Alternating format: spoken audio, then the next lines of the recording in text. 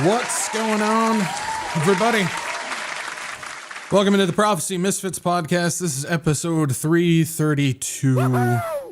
The Blair Project. The Blair Project, yes. And it's going to be a deep dive tonight, so hopefully you guys brought your shovel or your scuba gear, whatever you want to call it. But yeah, we're going to be going diving tonight. And welcome in. If this is your first time here, this is what we do on Tuesdays and Saturdays. We get together and we watch for the... at this point, the stack is so high of the amount of things that we watch, I can't keep track anymore. But yeah, we watch for all the crazy, evil things that are happening that are stepping stones and foreshadows to prophetic events that'll happen post-rapture into the day of the Lord. And it's a crazy time happening out there. There's too much to keep track of for any one person, I'll tell you what. But this is what we do, and so this is...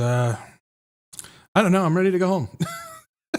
All the things going on. I'm tired and I'm ready to go home. That's for sure. So, but yeah, that's what we do. So welcome in. And again, if this is your first time here, this is a very interesting group of rapscallions and misfits that are here. And our focus is Jesus, but we also like to question the narrative and ask the question, why? Why? It's a question that doesn't seem to want to get asked very much anymore, but welcome in. So yeah, episode 332, the Blair Project. Like I said, we're going to be deep diving into something. I got a couple of things beforehand we'll just kind of quickly go through before we start doing that, because it's time sensitive. I guess it's worth getting into, so we'll talk about that. But yeah, we're going to be diving into a lot of corrupt deals, backdoor deals, and family fortunes getting stacked, utilizing government connections and so on and so forth, regarding the Trump family, the Witkoff family, the UAE, Saudi Arabia, Israel, Qatar, along with Tony Blair and Larry Ellison and stuff. So, yeah, it's gonna be fun to dive into that. So, yeah, good stuff. So, let's see how y'all are doing in the chat. Let's see what's going on in here. Let's see. It's just, I don't know. We'll go here. Lori, yes. Good to see you, Lori. Thank you for being here. And hopefully you're doing all right tonight. Appreciate you. And thanks for spending your Saturday. It is Saturday. I can't keep track. Good to see you, Lori. Thanks for being here. Jellyfish is here as well. Good to see you, Jellyfish. Hopefully you're doing all right tonight. Appreciate you. We got Heather Schweitzer as well. Schweitzer, one of those things. Good to see you, Heather. And thanks for being here. She's saying hello to everybody. So everybody say hello to Heather. It's the polite thing to do. Mindy Grant is here with a whole bunch of ducks. So good to see you, Mindy. Thanks for being here and doing what you do. Tracy Donovan is here as well. Good to see you, Tracy. Rick Whitaker is here as well. Good to see you, Rick. Jackalope is here as well. Is that a rabbit with antlers? Is that what I think that's the first time I've ever actually looked at that. That's pretty cool. Good to see you. Jellyfish, it reminds me of the liger from Napoleon Dynamite. It's a lion and a tiger. Anyways, moving on. Let's see. Ebsy is here from across the pond. Good to see Ebsy. And hopefully you and the princess are doing well tonight.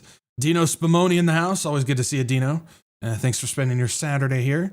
Let's see here. Nancy West also has a whole bunch of ducks. Duck seems to be the theme tonight. Proton Girl is here. Good to see you, Proton. And hopefully you're doing all right tonight. Looking legal tonight. Legally. Yeah, my shirt. It's offices of Vincent Gambini, representing Utes since 1992. So the Utes got to represent. But good to see you, Proton. Let's see. Sheldon Murphy is here. Good to see you, Sheldon. And thanks for being here. The Hylers are here. Good to see you, Hylers. And hopefully everybody's well over there in that family of yours. Jalapena's in the house as well. Talking about coffee and high fives. And I'm all good with the high fives, but hold the coffee. Good to see you, Pena. Thanks for being here, man. Let's see. Will G is here. Good to see you, Will. It seems like it's been a minute since I've seen you. Hopefully you're doing all right tonight, man. Let's see. That Titus 2 Life is here. Good to see you. And no traveling today, I suppose, but good to see you there. Edward McKelvey is here. What's up, man? Good to see you. Snazzy shirt. Well, thank you. Appreciate you. Let's see here. Peanut is here as well. Got the waiters. Might need to go a little bit... need something that'll take you a little bit lower than waiters, but good to see you. Patrick Starr is here as well. Have your digital twin report on everything you can. Yeah, my word. it's gonna get to that point, man.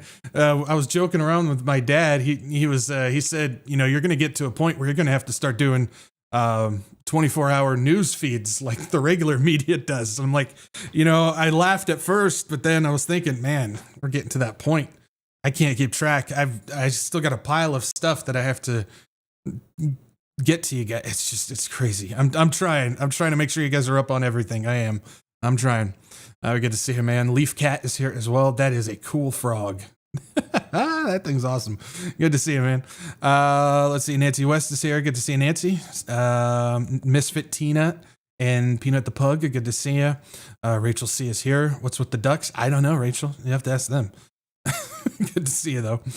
Donna Roth is here as well. Good to see you, Donna. Lorraine McGinnis is here as well. And Sarah Joseph is here as well.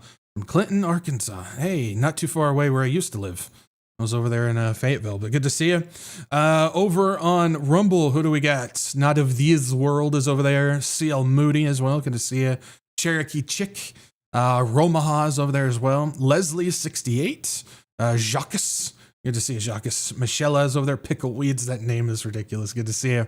And then on the website, we got Amanda and Team Mickey. Sherry M. Doc is over there as well. Am I missing anybody? Shirley Bible Believers over there. Becky Sue, good to see you. I saw Jim and Judy as well. So good to see you guys. Kelly Marie as well. So good to see you guys, and thank you for being here. If I don't pick you out, it's not that I don't like you. It's just we got a bunch of stuff to get to. Literally a bunch of stuff. You guys should see the tabs that I've got open right now. So first up, though, some housekeeping. Housekeeping? No, thank you. Sleeping. Housekeeping? All right, for housekeeping, usual spiel. If you guys can, like, share, subscribe. Get this out to as many people as you can. It's not about views, not about butts and seats, but it is about getting the warning out to people and getting people to Jesus. So if you guys can do me a solid and like, share, subscribe, it helps reach those people. There's a lot of people out there that are looking for some type of understanding of what's going on. They notice the chaos, but they don't really know what's going on. And like I said, we're trying to build a bridge between Jesus and the truther movement. A lot of the truther people are looking for the answers. They're interested in truly finding out what's going on.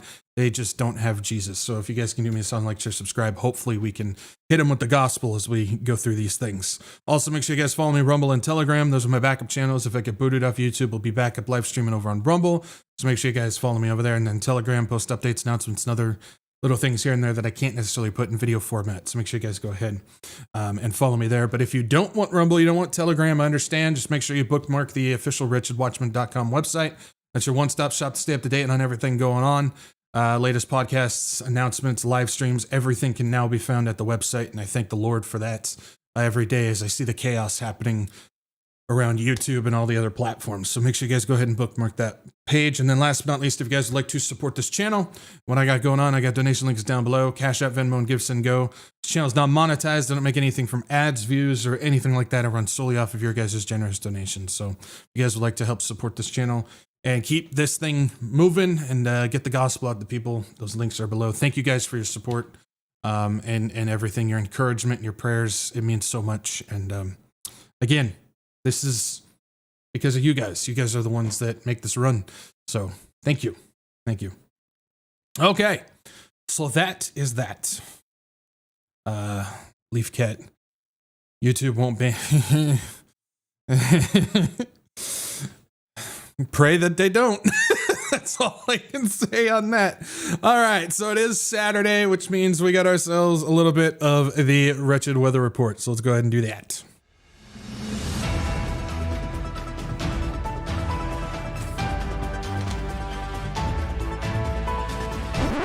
Everybody got their fancy hats? Let's go! All right, so the Wretched Weather Report. What we do is we just keep track of the trends of what's going on when it comes to earthquakes and volcanoes, storms, tornadoes, hurricanes, monsoons, and all the crazy stuff that's going on when it comes to natural events. As we know, these are part of the birth pains that will increase in size and frequency as we get closer and into the day of the Lord. And so on and so forth. So it's worth keeping track of what's going on with this. Again, I'm not a meteorologist, a geologist, or anything like that. Just try and make sure that we're aware of the trends of what's going on. And there's been a few times where it's worth tracking those things because you start to see when there's dips and you start to see when there's escalations and it's worth doing. So, so this past week, when it comes to earthquakes, 5.5 magnitude and up, we got ourselves a little less than last week, but we're still looking pretty usual with the amount that we have. And we got 5.5 in the Fiji Islands, and there's a 5.5 Petropavlovsk, Kamchatsky, Russia. That's still the aftershocks of those major ones that struck the past month or so. So they're still getting some aftershocks over there. They're decreasing though. Big one of the week is a 6.9 in Calape, Philippines, and there's a 6.0 in Kalingat, Indonesia. You know that's not even close, but that's the best we're gonna get. And there's a 5.6 in Los Palos, East Timor, 5.7 in El Hoyo, Argentina, 6.1 in Vilichinsk, Russia, with a 5.5 in the East Pacific Rise, and then a 6.0 in Name, Japan. So that's what we got when it comes to the earthquakes. Volcanoes, we dipped below our usual global average, which is between 44 to 48. We're down to 42, which is down 3 from last week. We got 8 in North America, 4 in South America, 2 in Europe, 2 in Antarctica, 3 in Africa, 17 in Asia, which is down 3, and then 6 in Oceania. So that's what we got when it comes to the volcanoes that are erupting. So everything is still looking pretty normal as of right now. However you declare normal. It's one of those things where normal is a moving spectrum. I hope people realize that. But as of where we sit right now, this is looking pretty normal. When it comes to those 2 hurricanes that were going on, I can't remember their names. Imelda was one, and I can't remember the other one, the big one. What ended up happening is the big one, which of course I can't remember the name of it, wasn't going to hit landfall, and it started drifting out to sea. And what it was doing, because it was so powerful, is pulling Imelda with it. And so Imelda never made landfall either. So those are still kind of dancing out there in the ocean, but there's no plans to actually hit the land. So praise the Lord. Praise the Lord for that. So that's the updates on that. I'm telling you, I don't think North Carolina could have dealt with an Humberto. Thank you. I knew it was one of those H words. I just couldn't remember. But I'll tell you what, North Carolina and South Carolina could not afford to be getting hit with another one. So that's definitely a praise to the Lord for him moving those out of the way like that. So okay, that is what we got. You guys are still talking about ducks. Y'all are crazy. So that's what we got when it comes to the weather report. All right, so before we start diving into things, we got a couple of things that I do want to go over real quick beforehand, and I want to talk about this because yeah. So if you guys don't know, we talked about this a couple months ago, I believe. Yeah, it was a couple months ago. Robert Morris, who's the pastor of Gateway Church, the founding pastor over there, decided to finally plead guilty for his Oklahoma child sex abuse case, where he was sexually abusing Clem Shire when she was quite young. And he did this for a while. And so he finally pleaded guilty for this. Go away, you stupid video. So it says, Robert Morris, founding pastor at Gateway Church, a Texas-based mega church with one of the largest congregations in the country. I better start reading properly, otherwise this is going to be a long night. Pleaded guilty Thursday to charges of indecent conduct with a child. These charges stem from an investigation into allegations that he sexually abused a young girl in Oklahoma more than 40 years ago. The plea was entered during a scheduled hearing in Osage County. Afterwards, Morris was sentenced to 10 years in prison with all but 6 months suspended. He will serve his time in Osage County and then be placed on probation for 9.5 years in Texas and is required to register as a sex offender. He will also have to pay Clem Shire $270,000 in restitution. This is the dumbest punishment. So they sentenced him to 10 years in prison, but he only has to serve 6 months and then 9.5 years probation. This is absolutely ridiculous. Yes, he's getting charged with it and he's guilty of it and he's getting put on a sex offender registry and stuff like this. But he just I'm going to hold my tongue. I'm just going to hold my tongue. But this is ridiculous. This should be much more than what's going on. Much, much more. You know, if we were in biblical times, he would be forfeiting his life, to say the least. We'll just leave it at that. That's kind of the punishment that I stand by. As the afternoon began, the Morris entered the courthouse in Pawhuska, Oklahoma, flanked by his wife, his adult children, and several of their spouses. In the moments before the hearing started, he took time to hug his family member, kiss his wife. Immediately after, the Osage County District Special Judge Cindy Pickerel announced the sentence. Morris went away in handcuffs to be processed into the county jail. Gateway Church declined to comment on Morris's guilty plea. Yeah. So this is something that we have been watching for. This is a much larger situation than what's going on, because this is the church where this first took place, where there was many people on the board that were covering this up and have been covering it up for this long. We went over that list before. We're going to go over it again today, so everybody knows their names and the shame and sin that they have participated in, along with Gateway Church itself, who hid and covered for this stuff as well. They knew his past, they knew his history, and they decided to keep it under wraps as well. And this just goes to show how absolutely sick and demented this world is. This is much more common in the church than people realize. And it's absolutely disgusting what's going on. Also worth mentioning that he was a spiritual advisor for Donald Trump as well, which Donald Trump's business partner was a pedophile, and so is a spiritual advisor. Imagine that. So that's also worth noting on there. And I want to show this. This is evidence in the case that was going on regarding the situation of who knew these things.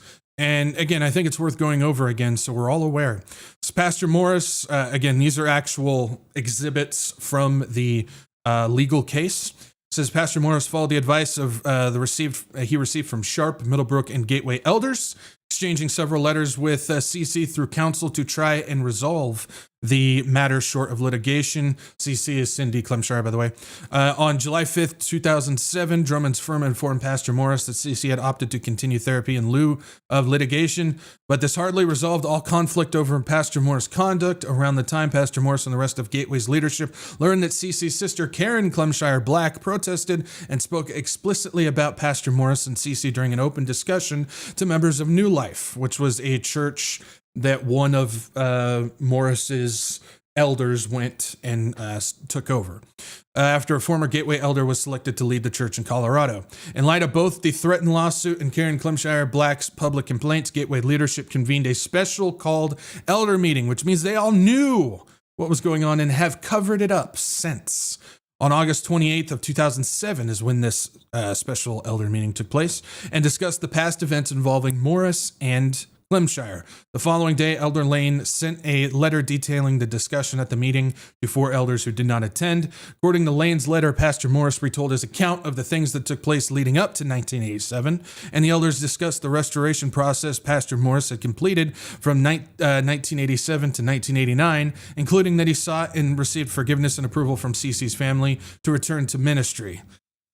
This is not how this works, but anyways, after the discussion, the elders in attendance felt strongly that this was a closed issue and did not need to be exposed by Pastor Morris, and they would respond honestly regarding the events if media outlets reported the story. So basically, cover it up and make sure that nobody in the church actually knows what's going on. That's what's going on. So who attended the meetings? Attendees at that August 28th meeting included Shelby Sharp, Jimmy Evans, Olin Griffin, Pastor Morris, Steve Doolin, Kevin Grove, and Tom Lane. The August 29th letter was addressed to Galen Lawshe, George Grubbs, Brady Boyd, and David Smith. All of those people knew about Robert Morris's past, helped cover it up and keep it a secret. They're all disqualified. They are all in sin. They all deserve punishment for what they have done as well. They're not going to get it, but they all deserve it as well. That's one of the things. There's another exhibit, the letter, the email that was sent to the people.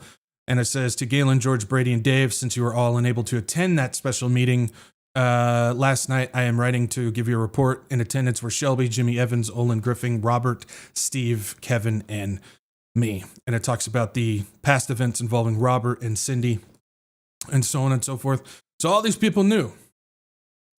They all knew. This is a case where I am grateful that the final judge for all of this is God. Because while these people may not get what they deserve here in this life here and now, we know that eventually they will get the judgment that they do deserve when it comes to everything going on.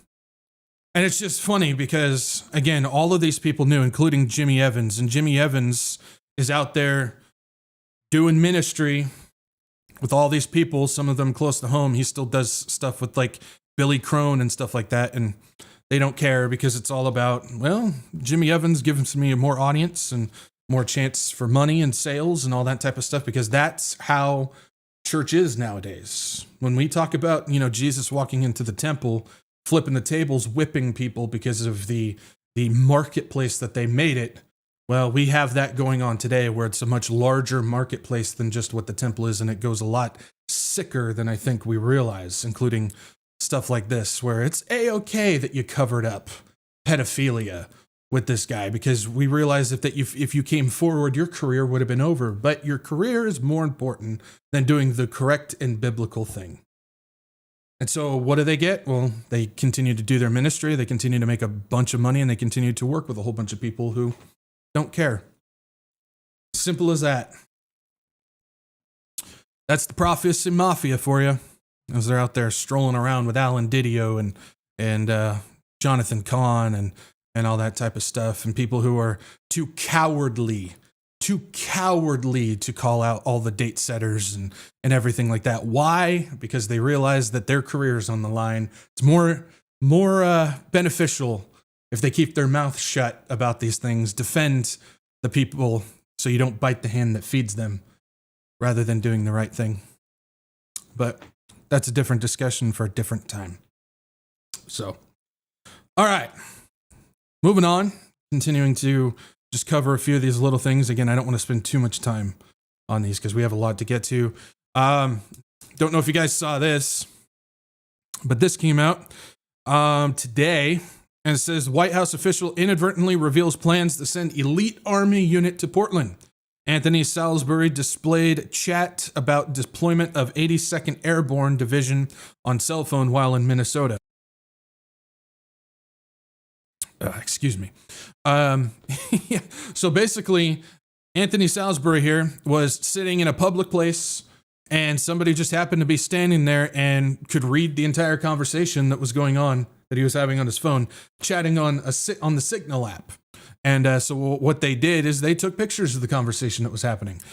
All of this is entirely illegal. If you guys don't know, when it comes to the public, you are your privacy is basically not protected when you're in a public space, and that includes even things that you're doing on your phone. So this is just classic journalism. If you see something like that going on, you can take the pictures. Why not? It says a senior White House official accidentally leaked details of plans to send an elite army into Portland in the latest intelligence leak by the Trump administration. Anthony Salisbury, a top deputy to Stephen Miller, the influential White House policy advisor and one of the lead guys behind Project 2025 that is about 50% implemented so far, if you guys don't know, was observed using Signal in a public place to discuss a plan to deploy the Army's 82nd Airborne Division to Portland, Portland, the Democratic-run Oregon City, which Trump had repeatedly cascaded for being war-ravaged. The Minnesota Star Tribune obtained images of Salisbury's Signal messages, which it said were sent. The official was in clear view of others in Minnesota. In the messages sent last week, Salisbury chatted with Patrick Weaver, a senior advisor to the U.S. Defense Secretary Pete Hegseth, and other high-ranking federal officials. Weaver wrote that Hegseth wanted Trump to expressly tell him to send troops to Portland. Between you and I think Pete just wants the top cover from the boss if anything goes sideways with the troops there. Weaver said he wrote that Hegseth would prefer to send the National Guard due to potential backlash over using the Army, which that order was given regarding the National Guard. 82nd is like our top tier quick reaction force for the abroad. So far, it will cause a lot of headlines. He said probably why he wants the Trump to tell him to do it. So basically, publicity stunt. So you're going to send in the top, tip of the spear security group here. Of quick reaction force because you know it's going to make headlines, and so that's why Trump wants them to deploy them.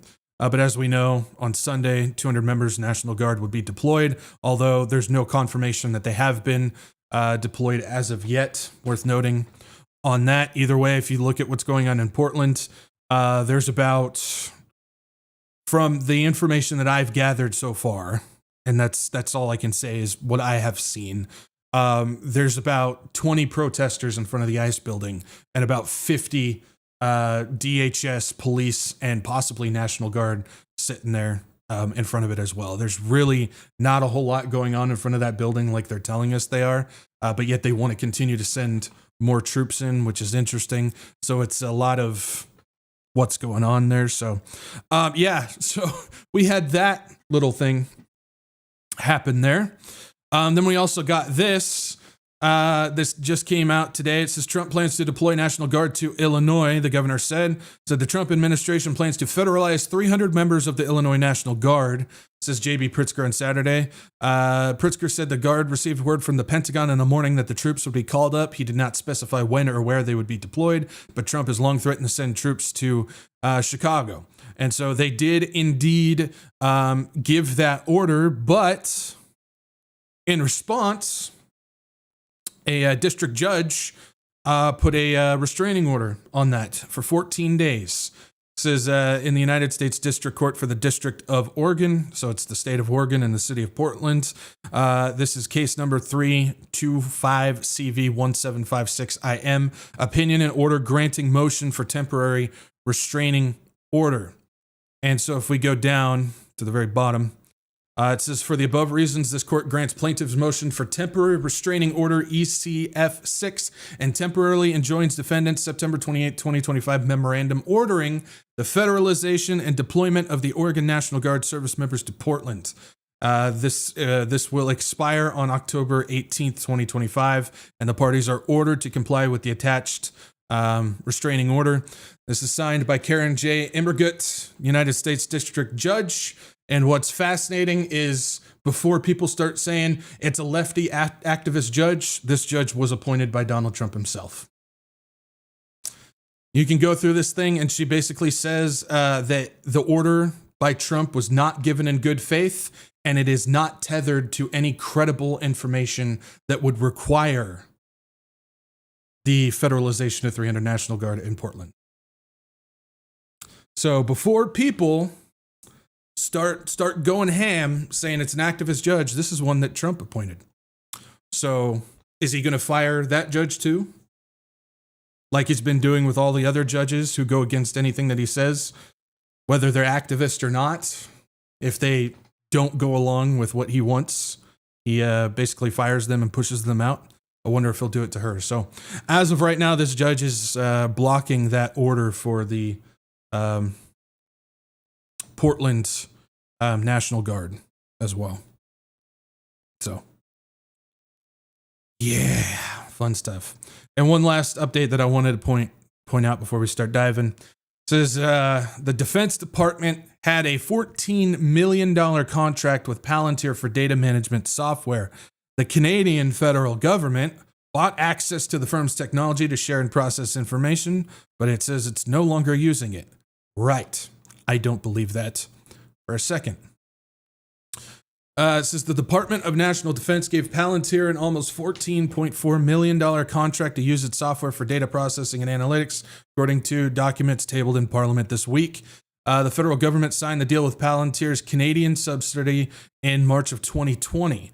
So this was signed in March of 2020, and we're just now finding out about it now. It's been under wraps, but had not previously disclosed that National Defense used Palantir software for information sharing, processing, and data management. It said in response to a question registered by the Member of Parliament in the House of Commons.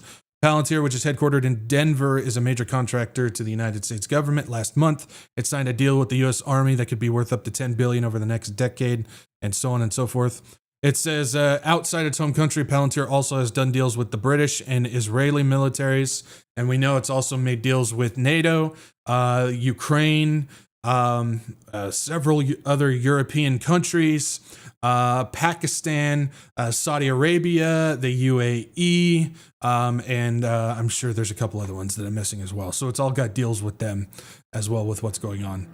So, yeah. So that was a Palantir deal that was hidden from us. I had no idea that was going on. So little update for Palantir. So grab some water and then we'll get going.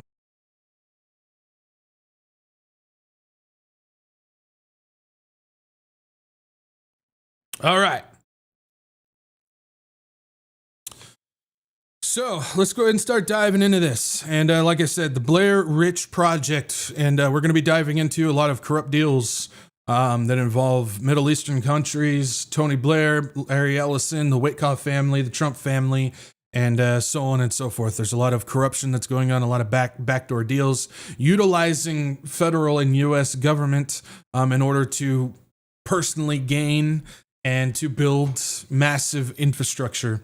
That AI infrastructure and financial infrastructure and crypto infrastructure and data collection infrastructure and all these things all being controlled by select group of families. And this should be no surprise, but it just goes to show that the corruption goes deep. It's worth pulling it out, even though only a few people are actually interested in hearing about what's going on. I guarantee, and I always like to say this, I guarantee if this information came out and it was about the Biden family who was doing all these things, or the Clinton family that was doing all these things, or the Obama family that was doing all these things, this stuff would have been picked up immediately by conservative groups or prophecy people or whatever, but because it's the Trump family and so on and so forth, nobody cares because the corruption only comes from the opposing side. Just like the left, the corruption only comes from the right, the corruption only comes from the left, when the actual thing is they're both owned by the same group and they're all corrupted anyways. So that's how it actually is. But it's worth going over. As we know, this applies to lawlessness. When it comes to just breaking legalities, wiping their rear ends with the Constitution, making decisions that are beneficial to families only, utilizing the power of governments. This is all lawlessness. Lawlessness isn't just rioting in the streets or stealing something from a store, like we often are told about. Lawlessness is something that is deeply rooted in government in itself. And that's not me that's saying that. That is God that said that to Israel back in the time when Israel was asking for a leader. They were asking for a government. And God said, "Are you sure you want this? Because corruption will follow." And they said, yes, just give it to us anyways. And we continue to see that to this day. So again, that's not me talking about the lawlessness of government. That is God himself. And so this is just the aftermath of what we see going on. So where we're going to start with this has to do with the massive corruption deal between Trump, the Trump family, the Witkoff family, and the UAE, the royal family of the UAE, the United Arab Emirates. And it is a deal that utilizes the power of government and geopolitics purely for self-interest of both parties. And so what we got going on, I got a little chart that will help put this all in a box here. So the Trump Tahnoon crypto and chips. So Sheikh Tahnoon, which is a UAE royal and national security advisor of the UAE. Basically what happened is he invests $2 billion in the Binance crypto company utilizing World Liberty Financial crypto. So basically spends $2 billion to buy World Liberty Financial crypto to invest in Binance. World Liberty Financial, of course, is owned by the Trump and Witkoff families. That is their business that they do. 2 weeks later, Sheikh Tahnoon and the UAE secures a $10 billion AI computer chip deal for the new Abu Dhabi AI campus in the UAE, and that was negotiated with the U.S. government by David Sachs, who's Trump's AI and crypto czar, as well as Steve Witkoff, the Middle East envoy. And as you can see, the Witkoff family is connected to World Liberty Financial. So basically, the Trump and Witkoff family get a lot of money donated to their corporation so they can make more money off of it. And in exchange, they make a deal with the UAE in order to give computer chips, much needed computer chips, to Abu Dhabi, because it's the US that will allow them to reach the UAE. So right off the bat, we're already seeing corruption. This is a corrupted deal.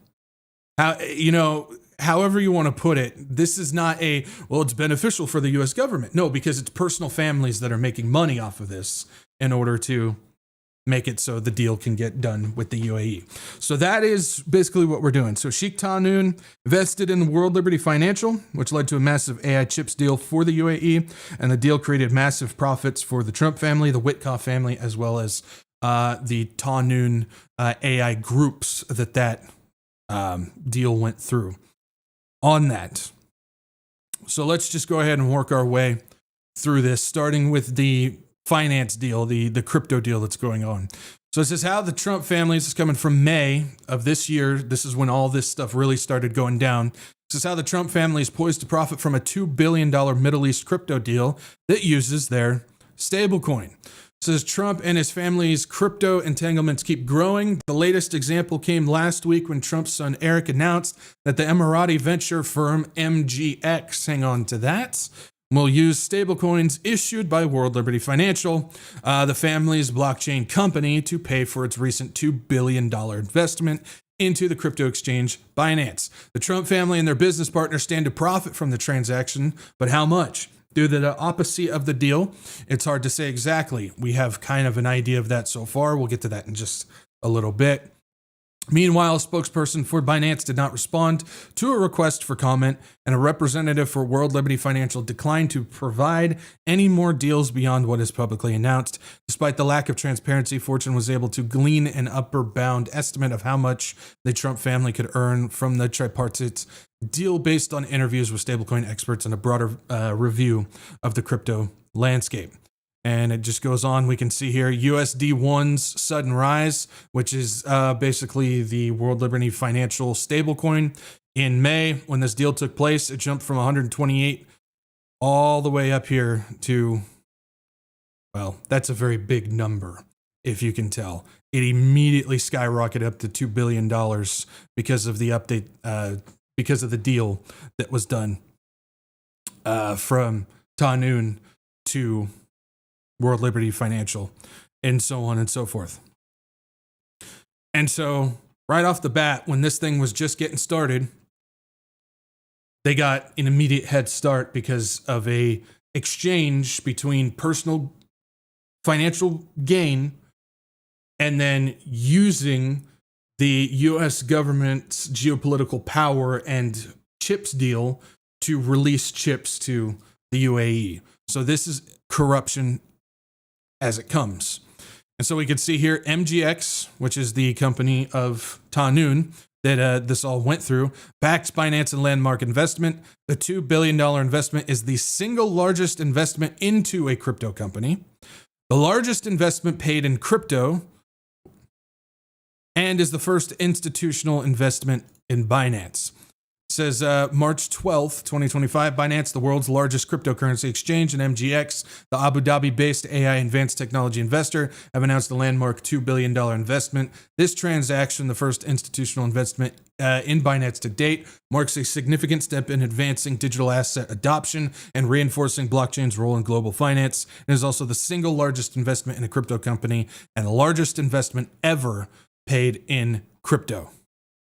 Good stuff for them. Good stuff for them.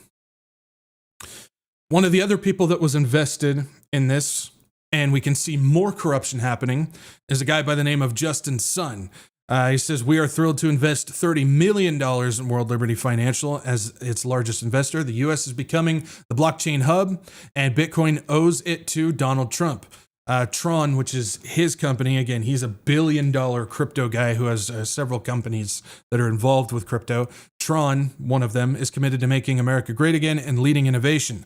But the only thing is showing more corruption involved with that, is after that, SEC drops charges against Chinese billionaire after he pumps $30 million into Trump's crypto scheme. So basically, he bought his way out of a corruption scandal, a financial corruption scandal. Says Justin Sun is celebrating avoiding a fraud investigation by posting handshake emojis on X. This is February 2028. He donated that money, that $30 million money, back in November. So lines up perfectly. Says Chinese crypto entrepreneur Justin Sun's legal troubles seem to be fading away. In March of 2023, the Securities and Exchange Commission charged him with manipulating the market. After Trump was elected, he dumped $30 million into the president's World Liberty financial crypto scheme. Now a federal judge has granted him a stay in the SEC investigation. This is a common theme that we've talked about on this channel. Whether you hire Pam Bondi's brother or you donate to Trump's campaign or his financial crypto companies or whatever, if you give the king something in return, then he will go ahead and pardon you from whatever troubles that you're having in his kingdom.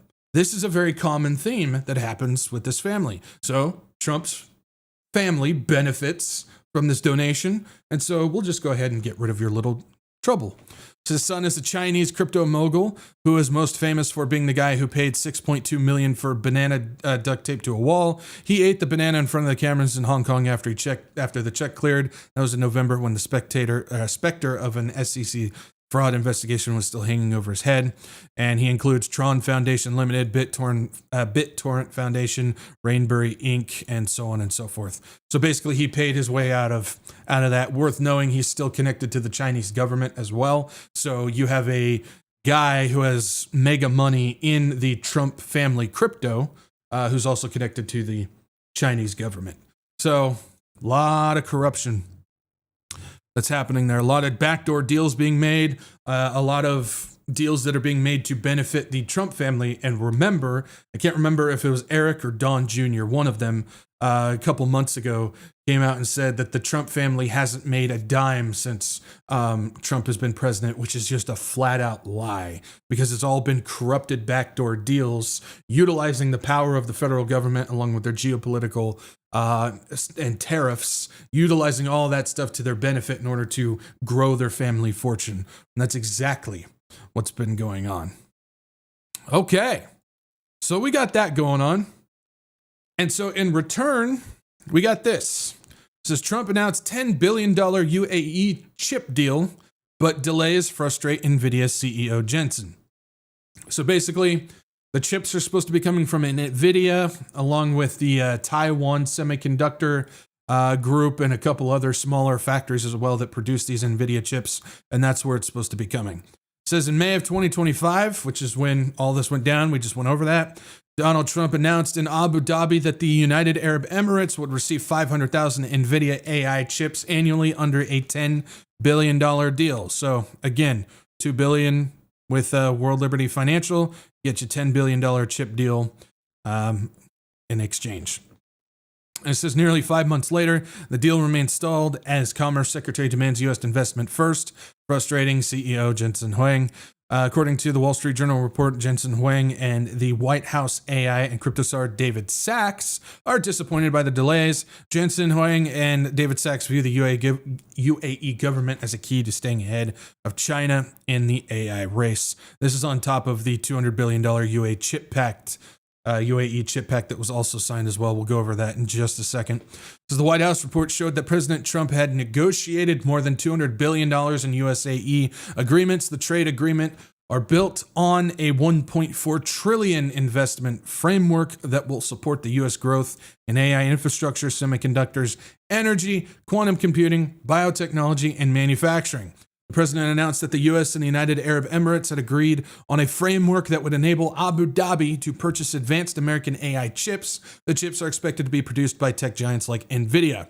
The UAE agreed to invest in the U.S. in exchange for up to $500,000 AI chips, or up to 500,000 AI chips annually from 2025 to 2027. According to the agreement, the UAE will invest $1 billion in U.S.-based projects to construct and finance data centers for training AI models. So UAE gets chips, and then we get basically the ability to make more powerful data centers here in our country. NVIDIA is expected to export $7 billion worth of advanced chips in return, the most of them going to the U.S. companies operating in the Middle East, which also includes things like the UAE Stargate program, which has Oracle, OpenAI, Microsoft, SoftSun, and a select group of other companies that are involved with advancing the Stargate project out beyond the United States. Jensen Huang also stated that the UAE is progressing with its arrangements by exchanging $1 billion worth of NVIDIA processors to a 1-to-1 ratio of the country's investment in the United States. Huang also revealed that at least $1 billion worth of NVIDIA chips will be shipped from the United Arab Emirates to the United States in return. However, the agreement depends largely on approval from Commerce Secretary Howard Lutnick. Now, the problem with this that we're being told, we don't know if this is actually the problem or not, but it's what's being reported, is UAE still is utilizing software and data hardware with China. Even though they lowered their use of Chinese infrastructure within their AI programs in the UAE, the thing is they're still utilizing that technology. So it would be China and the United States plugged into the same thing. Now, for us who know how all this stuff works regarding China and the United States, we don't buy the narrative that they're actually at war, and we believe and understand that they're actually working for the same group. That doesn't seem like that's actually the problem. I don't know what the problem is. That's the problem that they're reporting to us. I don't think that's the case because I don't think they really care when it comes to the Chinese situation. I think there's something else holding this up, but I don't have anything that I can verify or back that up. That's just my intuition and my gut speaking on that one. So we'll just go with it on that one. So this deal that they made, this was indeed announced by the White House. Give me 1 second, get some water here.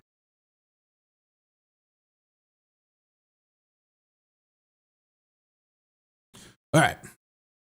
So this deal was announced by the White House. And we can see it here again. This is May 15th, so we're still working in that May 2025 timeframe. It says Trump secures $200 billion in new U.S. UAE deals, and accelerates previously committed $1.4 trillion UAE investment.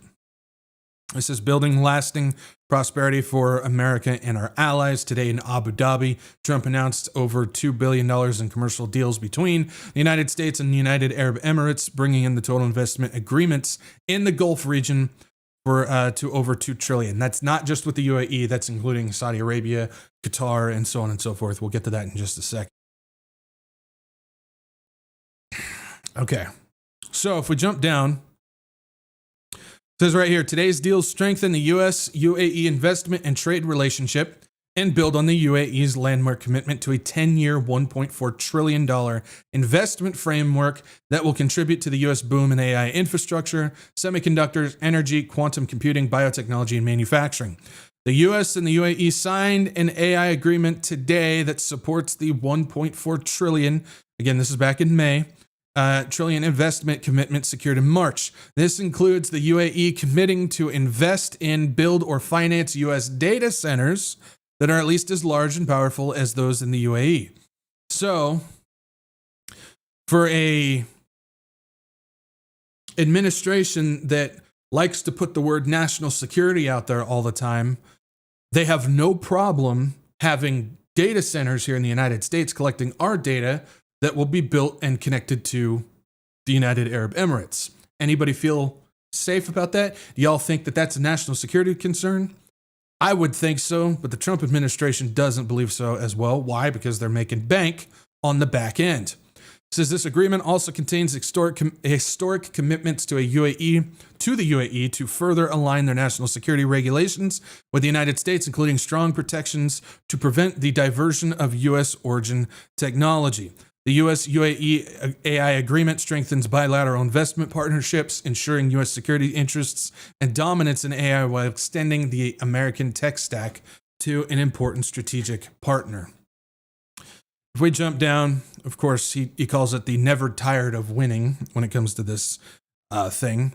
But it's worth noting, it says Trump keeps scoring great deals for American people, securing over $2 trillion in investment agreements with Middle Eastern nations for a more safe and prosperous future. So the nations in the Middle East who are some of the most corrupt nations in all of the world, who are constantly in crisis over there, are making a more safe and prosperous future for us over here. Anybody buying that? I'm not. This is the $200 billion UAE deal builds on the $600 billion in Saudi Arabia and the $1.2 trillion in Qatar the president secured on behalf of the American people. This comes days after the President Trump announced the U.S.-UK trade agreement and joint agreement with China in pursuit of more fair, reciprocal trade that grows good-paying jobs and prosperity in America. And of course, he takes a jab at Biden, which that's your political theater for you, and then talks about the golden age, which we don't have time to get into that. Now, it talks about a $1.2 trillion in Qatar. Speaking of Qatar, let's just see if there's any corruption that leads back from Qatar to the U.S. administration, the Trump administration. Let's take a look. This is from January of this year. It says, Pam Bondi's extensive lobbying for wealthy and special interests and foreign government poses serious conflict of interest. This is coming from the Senate Committee on Judiciary. It says Pam Bondi is a registered lobbyist with Washington, D.C. based firm Ballard Partners and has represented wealthy special interests in foreign governments, presenting serious potential conflicts of interest if she is confirmed as Attorney General, which she was. When presenting confirmation to the committee, Pam Bondi only listed 2 potential conflicts of interest: her work in America First Policy Institute and her brother's legal practice, which she didn't put them all there.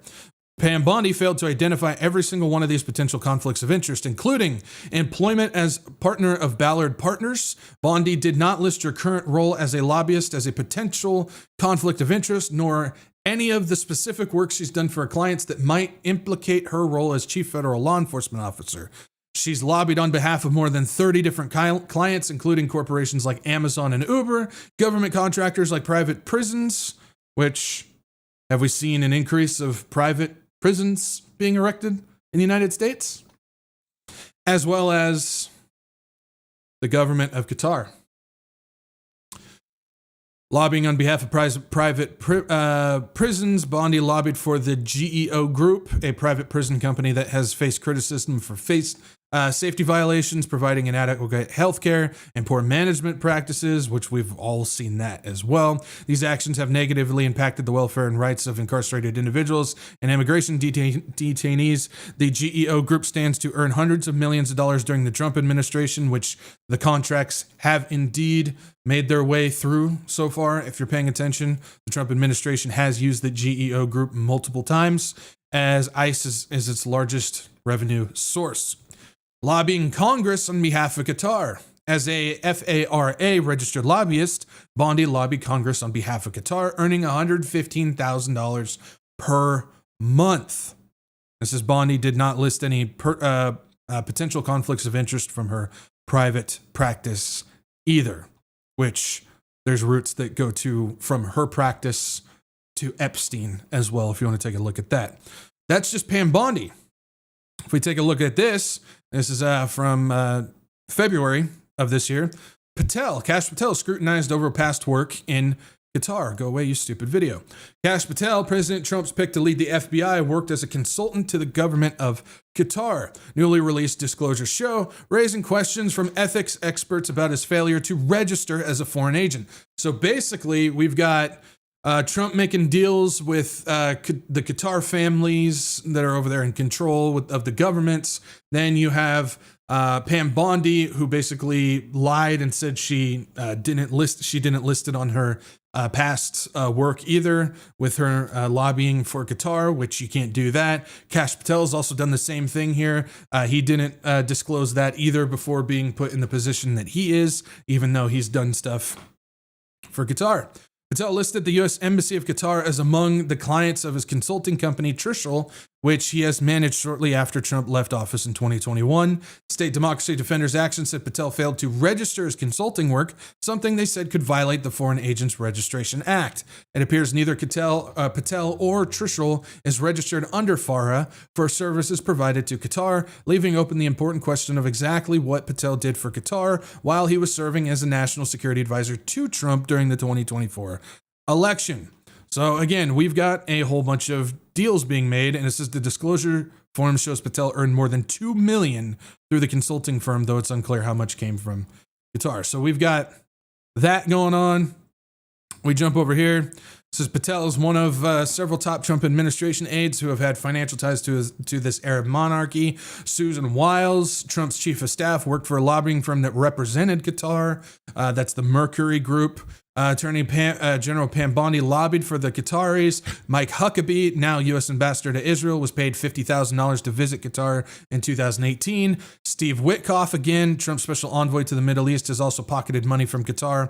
In 2023, Qatar's sovereign wealth fund bought the Park Lane Hotel from Witkoff's company in a $623 million deal. The Trump organization itself recently struck a deal to develop a luxury golf resort in Qatar, and now Qatar is considering handing a gift to Trump, a jumbo airliner worth about $400 million for Trump to use as Air Force One, which he did accept, by the way, which is currently being retrofitted. It'll take 2 years to get that done with a cost of taxpayer money of $1 billion to do that. So you guys remember Trump defends the prospect of Qatar gifting him a plane. We know that he accepted that.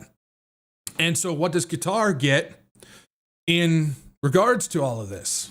So what do they get? Well, this was September 29th, 2025. I'm sure a lot of us missed this. It says assuring the security of the state of Qatar. So what did he promise on this one?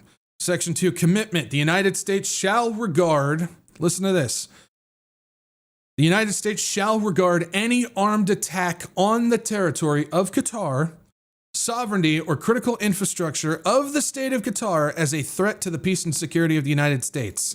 This is in Article 4 that we find in NATO, which if one country of NATO is attacked, then all countries deem it as an attack on themselves.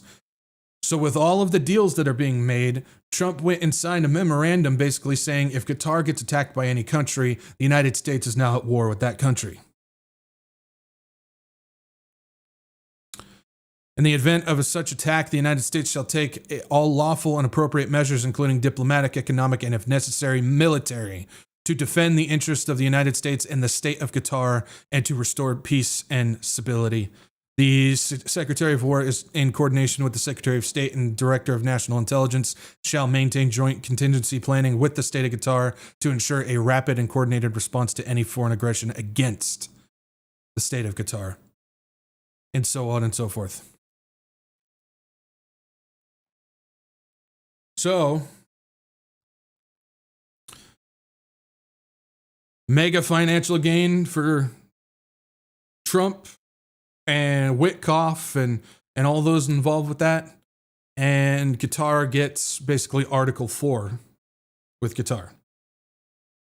And I'm sure a bunch of other things as well. This is lawlessness. This is corruption to the T. You read what corruption, when it comes to legal and government corruption and financial corruption, you read the definitions of those and you look at what's taking place here. This is this. That is that. That's what it is. And all of this has been going on behind the scenes while they're putting on this display where they're making it so you don't have to take your shoes off at the TSA anymore. Or we're going after drug lords and illegal immigrants and doing all those things, which everybody's seal clapping for, saying it's great. But the problem is we have full on corruption and lawlessness going on where the families themselves are raking in billions and billions of dollars and handing over deals from the U.S. government that you're all paying for.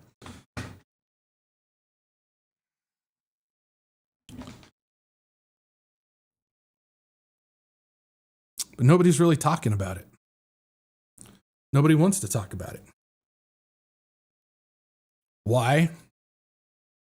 Well, I'm sure you can figure that one out on your own. So yeah, we've got this deal going on in full capacity here. So getting back to the UAE deal. Now that we've talked about Qatar, getting back to the UAE deal. What's the chips going to be used for? Well, this was announced May 15th. So about the same time all of this is going on. This is the UAE, and this is coming from the Embassy of the United Arab Emirates in Washington, D.C. This is the UAE U.S. President attend unveiling of phase 1 of new 5 gigawatt AI campus in Abu Dhabi. This is Abu Dhabi, May 15th, 2025. A new 5 gigawatt UAE U.S. AI campus in Abu Dhabi was unveiled today at Qasr Al Wantan in the presence of President His Highness Sheikh Mohammed bin Zayed Al Nahyan. Sheikh Mohammed is the brother to Sheikh Tahnoon, the one who made the deal with Trump and donated the money to World Liberty Financial. So, the president here, President Highness Sheikh Mohammed here, is the brother of the one who made the deal. And so he's in attendance along with Donald Trump of the United States of America, who was on a state visit to the UAE. Again, this was back in May. This is the new AI campus, the largest outside the U.S., will be home to U.S. hyperscalers and large enterprises that can leverage the capacity for regional compute resources with the ability to serve the global South. The UAE U.S. AI campus will include 5 gigawatts of capacity for AI data centers in Abu Dhabi, providing a regional platform for which the U.S. hyperscalers will be able to offer latency-friendly services to nearly half the global population, and so on and so forth. It says the campus will be built by G42, which is the founding company, technology company that created MGX, which is the one where the financing came to Binance, World Liberty Financial. So it goes Sheikh Tahnoon to G42 to MGX. That's the trail that it went. I've got a chart on that in a minute. In case you're confused, I'll show you how that all works. So it came through the G42 on that. So this is how it works. They got Sheikh Tahnoon, who's a UAE Royal National Security Advisor, and he's the top dog of both G42 and MGX. And so Group 42 Holding Limited, which is G42, is Abu Dhabi AI Development Holding Company. They're a founding partner to MGX. They utilize CIA, NSA, and Chinese security personnel. So they hire CIA, NSA, and Chinese security people to work in the UAE G42 Technology Development Group. It also houses the 42X Fund, which is a China-focused AI portfolio, and they have money in ByteDance, who owns TikTok. Oh, we'll get to that in just a second. And they're also partnered with OpenAI for the Stargate UAE program. Coming from G42 is a guy by the name of Fiok Larkin. He is a Tahnoon lieutenant. He's also G42's head of crypto. And when this deal was going down, when they were negotiating the World Liberty Financial and the chip deal, Fiok Larkin went to go and work as a consultant for World Liberty Financial. So he was working for both G42 and World Liberty Financial during the negotiations of that deal. You going to tell me there's no corruption there at all? I think that there is. Sheikh Tahnoon, again, chairs G42, but he also chairs MGX. MGX Fund Management Limited is a state-owned AI investment firm founded in 2024 and already has over $100 billion in assets, is a global AI infrastructure investment partnership with BlackRock and Microsoft, is partnered with OpenAI for the Stargate UAE program. They put the $2 billion World Liberty Financial investment together for the Trump and Witkoff family. And they also have a 15% stake purchase of the US TikTok deal, that brand new deal where like Oracle and Dell and Murdoch and stuff, MGX is a part of that as well. And so what took place in March of 2024 is when Ta Noon went to Washington to meet with all these people. And this is where the deal was made. This is Abu Dhabi in 24th of March, 2025. This is Ta Noon, deputy ruler of Abu Dhabi and national security advisor, has concluded an official visit to Washington, during which he met with the U.S. President Donald Trump, along with several senior officials and global leaders. Let's see here. The meeting explored ways to strengthen bilateral relations and the long-standing strategic partnership between the two countries.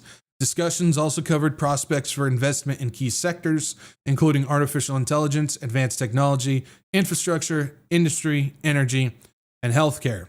The visit included meetings with U.S. Secretary of Commerce Howard Lutnick, Secretary of the Treasury Scott Bessent, who's a George Soros boy, National Security Advisor Michael Waltz, CIA Director John Ratcliffe, and Special Advisor on Artificial Intelligence and Digital Currency. And there's David Sachs. Again.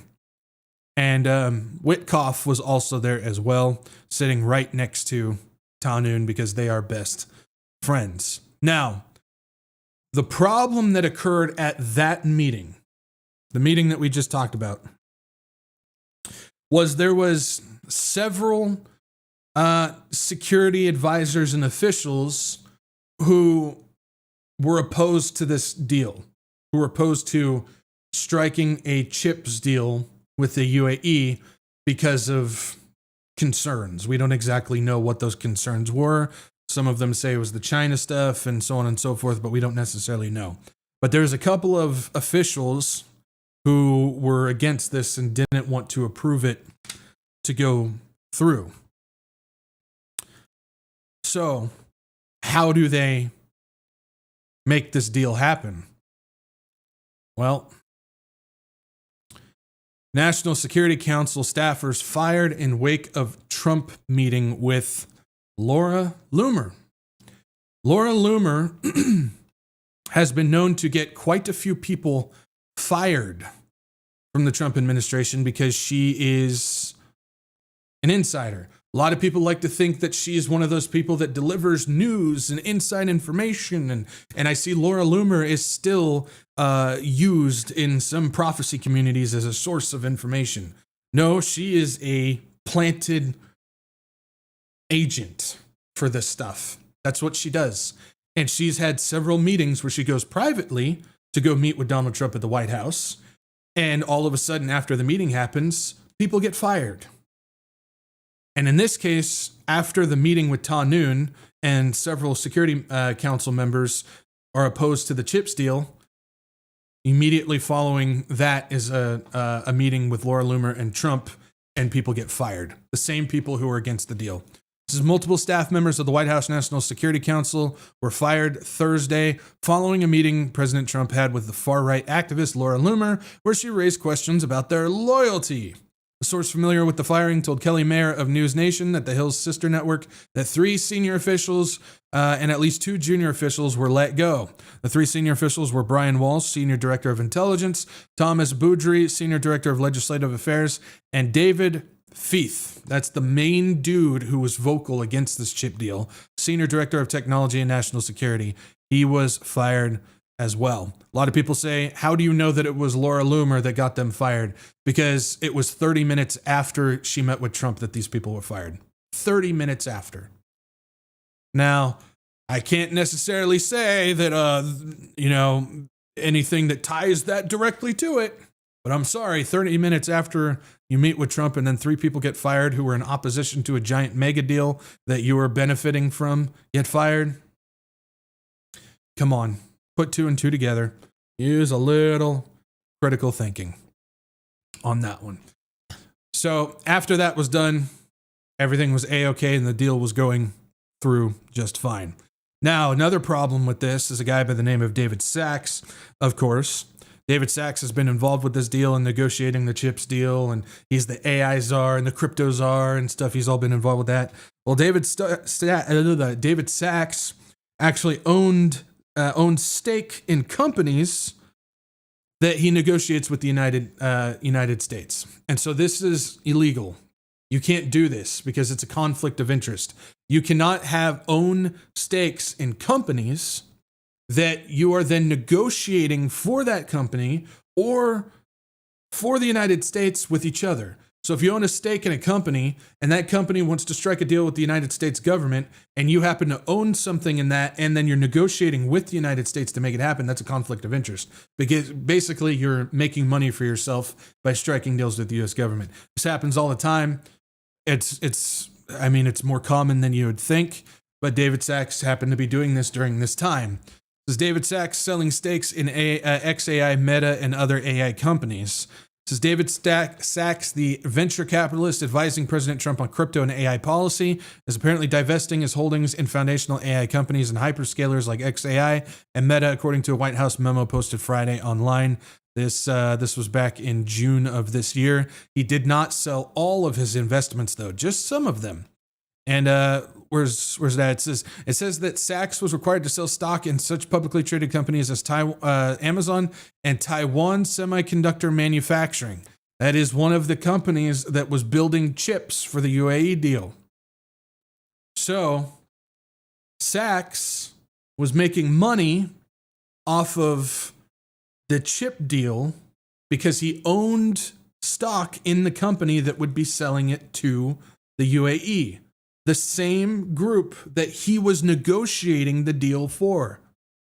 Direct conflict of interest. They knew this was a problem. So what happened? He got a special memorandum from David Warrington basically saying it's okay that he does this. Basically, Sachs didn't get punished. He didn't have to sell all of his holdings. He didn't get kicked out of the White House. He got a special permission slip to negotiate a deal for the same company that he owned stock in for the United States government.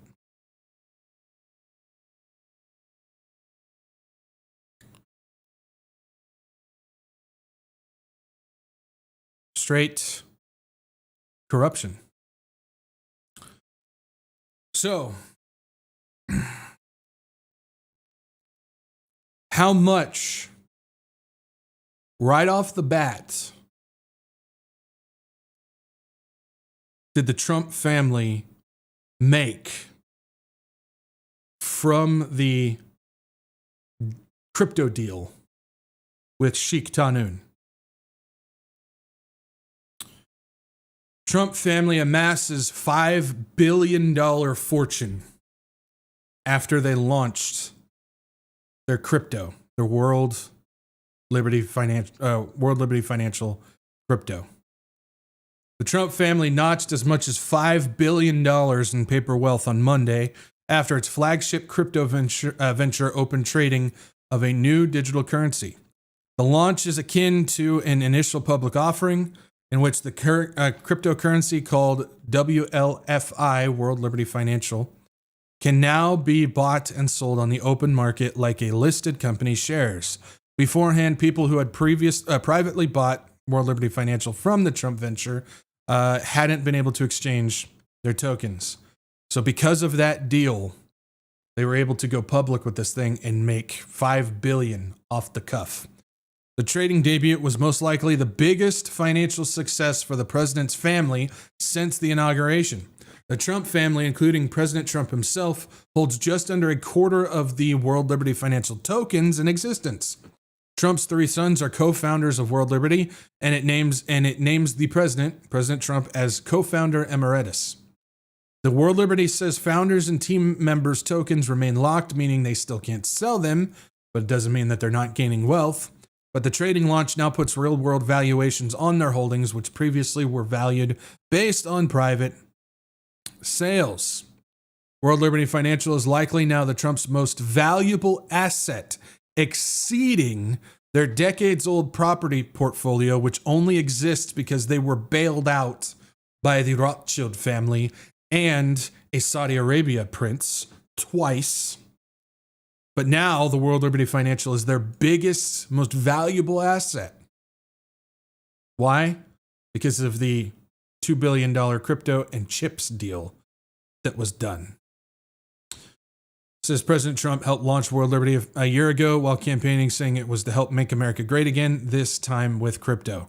Now, the lead dude behind World Liberty Financial, the CEO guy, is Zach Witkoff, who is Steve Witkoff's son, the Middle East envoy, Trump's Middle East envoy. And it's Zach Witkoff.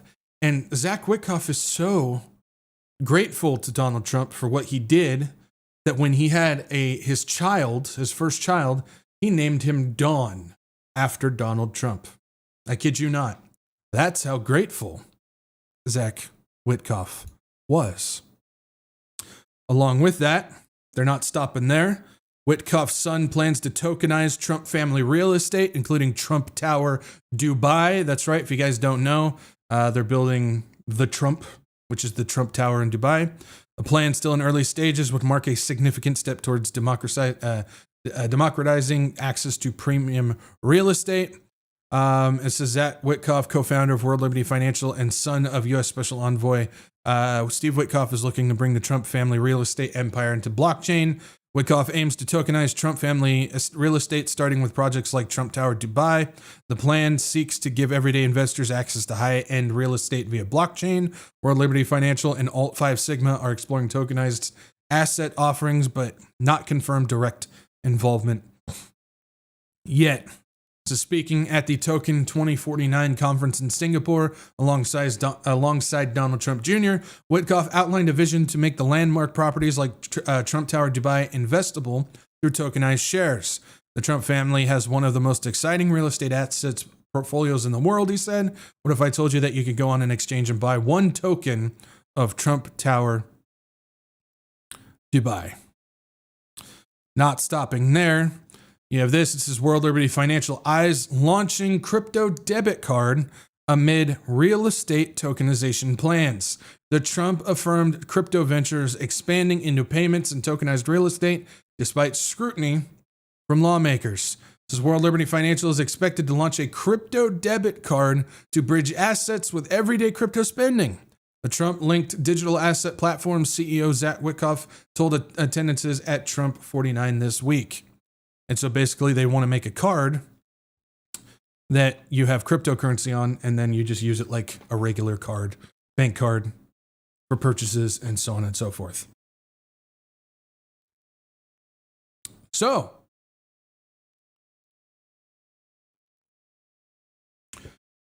do you guys see a problem with this? Genuinely, do you see a problem with this? If you're somebody who doesn't see a problem with this, and you're just like, oh, that's just Trump, like you do so many times, you're delusional. I was going to try and be nice about it, but sometimes you just got to just rip the Band-Aid off and just say what needs to be said.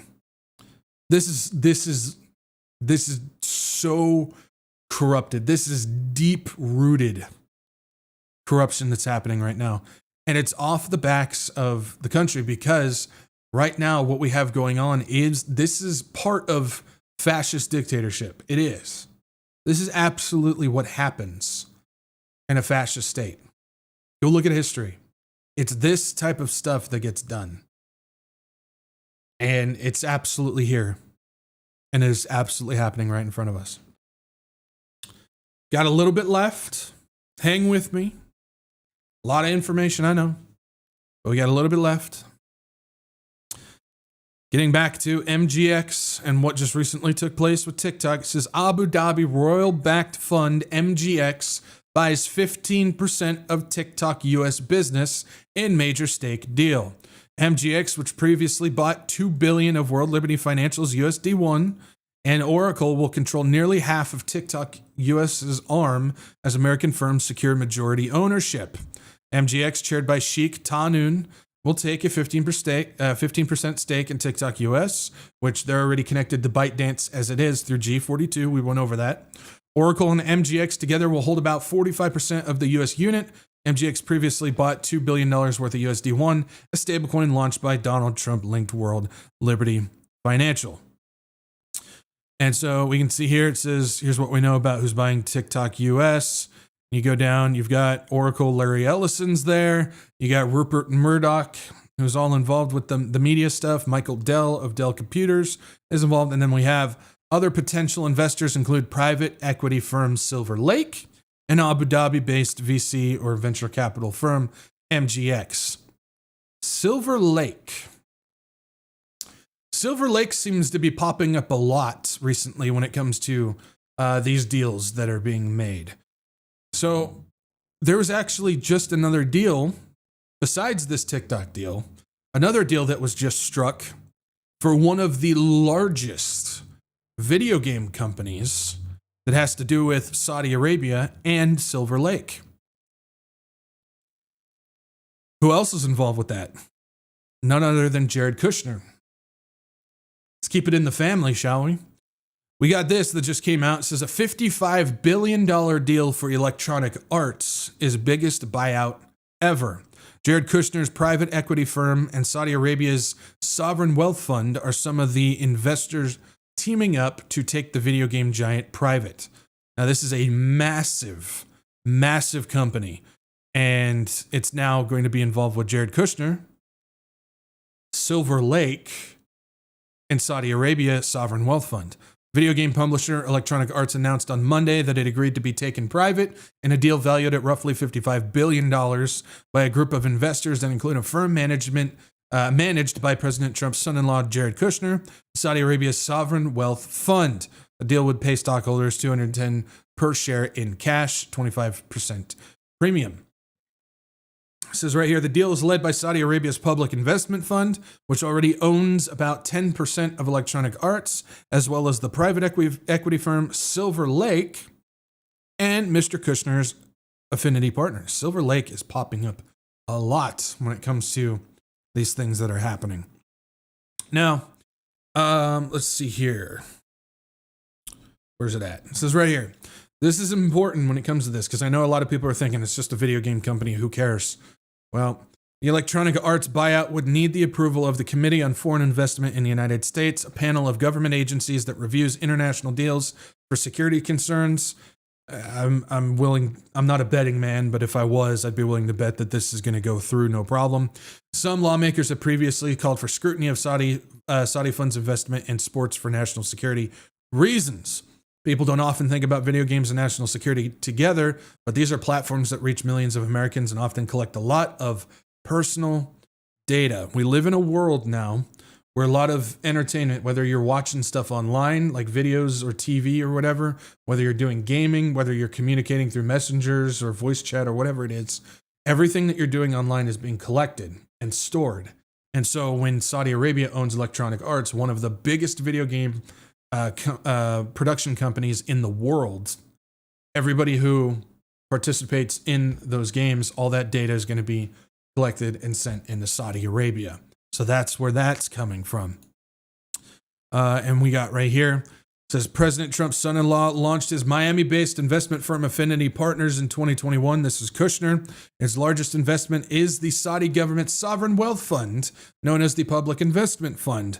So basically, the Saudi government made Kushner's venture capital fund work. That's basically what's going on, which has reportedly allocated $2 billion to the firm. That's a very common number.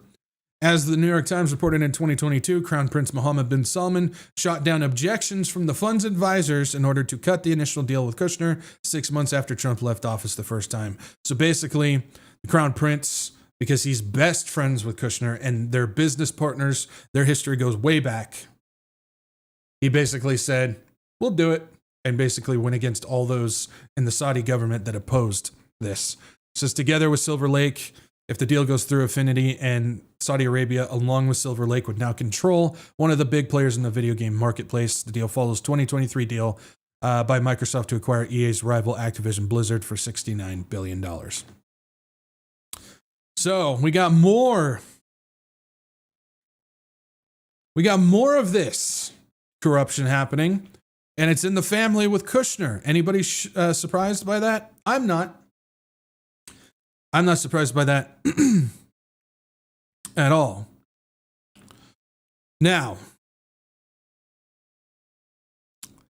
with all this going on, we got all the deals with the Trumps and the Witkoffs, David Sachs, and the UAE government, the Qatar government, and we got deals with Saudi government and so on and so forth.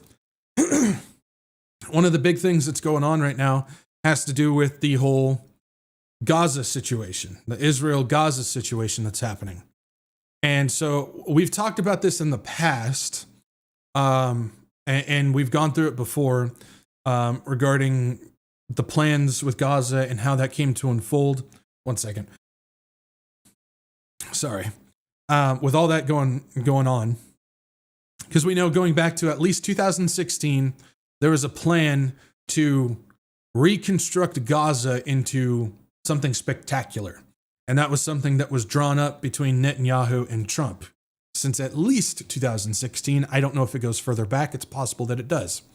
And so it was about that time that we started seeing reports that Netanyahu was funneling money to Hamas through Qatar, because that's where the Hamas leadership was. So Netanyahu was sending money to Qatar, which doled it into Hamas. And then we know October 7th, we know about how the gates were left open, security systems were down. There was an 8-hour period where the soldiers were told to stand down because Israel wanted Hamas to come in, which gave them the ability to go into Gaza, wipe it out so they can start doing that deal, or that construction that was being designed back in 2016. We've gone over that in the past before. A lot of people in the prophecy community don't like that I bring that up, and they object to it. I don't give a rip. That's the facts, Jack. Deal with it. I'm not here to pat you on your head, give you a juice box and a cookie, and tuck you in at night. It's not how I work. But we know that that's how that whole circuit happened. Now we know that during this time, my word, sorry, something in there in my throat. But we know during this, just recently, there was announced the 21-point peace plan that Trump wants to do, that we're hearing reports that Hamas agreed to it, and then we're getting reports that Hamas agreed to it, but there's stipulations. Then we're getting reports that Hamas agreed to it, but they disagree with some of the things, and other things have to be negotiated. We're getting reports that Israel stopped bombing. We're getting reports that Israel is continuing the bombing. We don't know exactly what's going on in that. That's why I don't necessarily report on Middle East stuff very often, because the news, you just can't trust it. It changes every 5 minutes. But what that thing is, what that deal was, has to do with building this. And we've talked about this before as well. It's the Great Trust Plan. And this is something that requires help from Trump and Kushner, who we know that this was something that they were working on. They were making deals, the Abraham Accords and all that type of stuff. But it's also something that would require help from Saudi Arabia and the UAE to make it happen, and Qatar to make it happen. Well, who are all the deals that Trump is making deals with? Saudi Arabia, UAE, Qatar. Imagine that. So it has to do with this, the Great Trust. It's from a demolished Iranian proxy to a prosperous Abrahamic ally. And so you had to make October 7th happen in order to make this happen. And so if you guys don't remember, these are some of the things, and you'll notice how there's similarities between this. Can I make that a little bit bigger? There we go. Similarities between this and the 21-point peace plan that just came out. We're not going to go over that. I think this is a little bit more worth going over than the peace plan, because that could change really quick. This is the Great Trust. The Gaza reconstruction, reconstitution, economic acceleration, and transformation trust will fundamentally transform Gaza. It says the U.S.-led multilateral custodianship leading to the reformed Palestine self-governance. It can start a U.S.-Israel bilateral agreement taking control from Israel to the U.S. once Hamas is disarmed, and evolve to formal multilateral trusteeship. $70 billion to $100 billion in public investment, triggering a $35 to $65 billion private investment.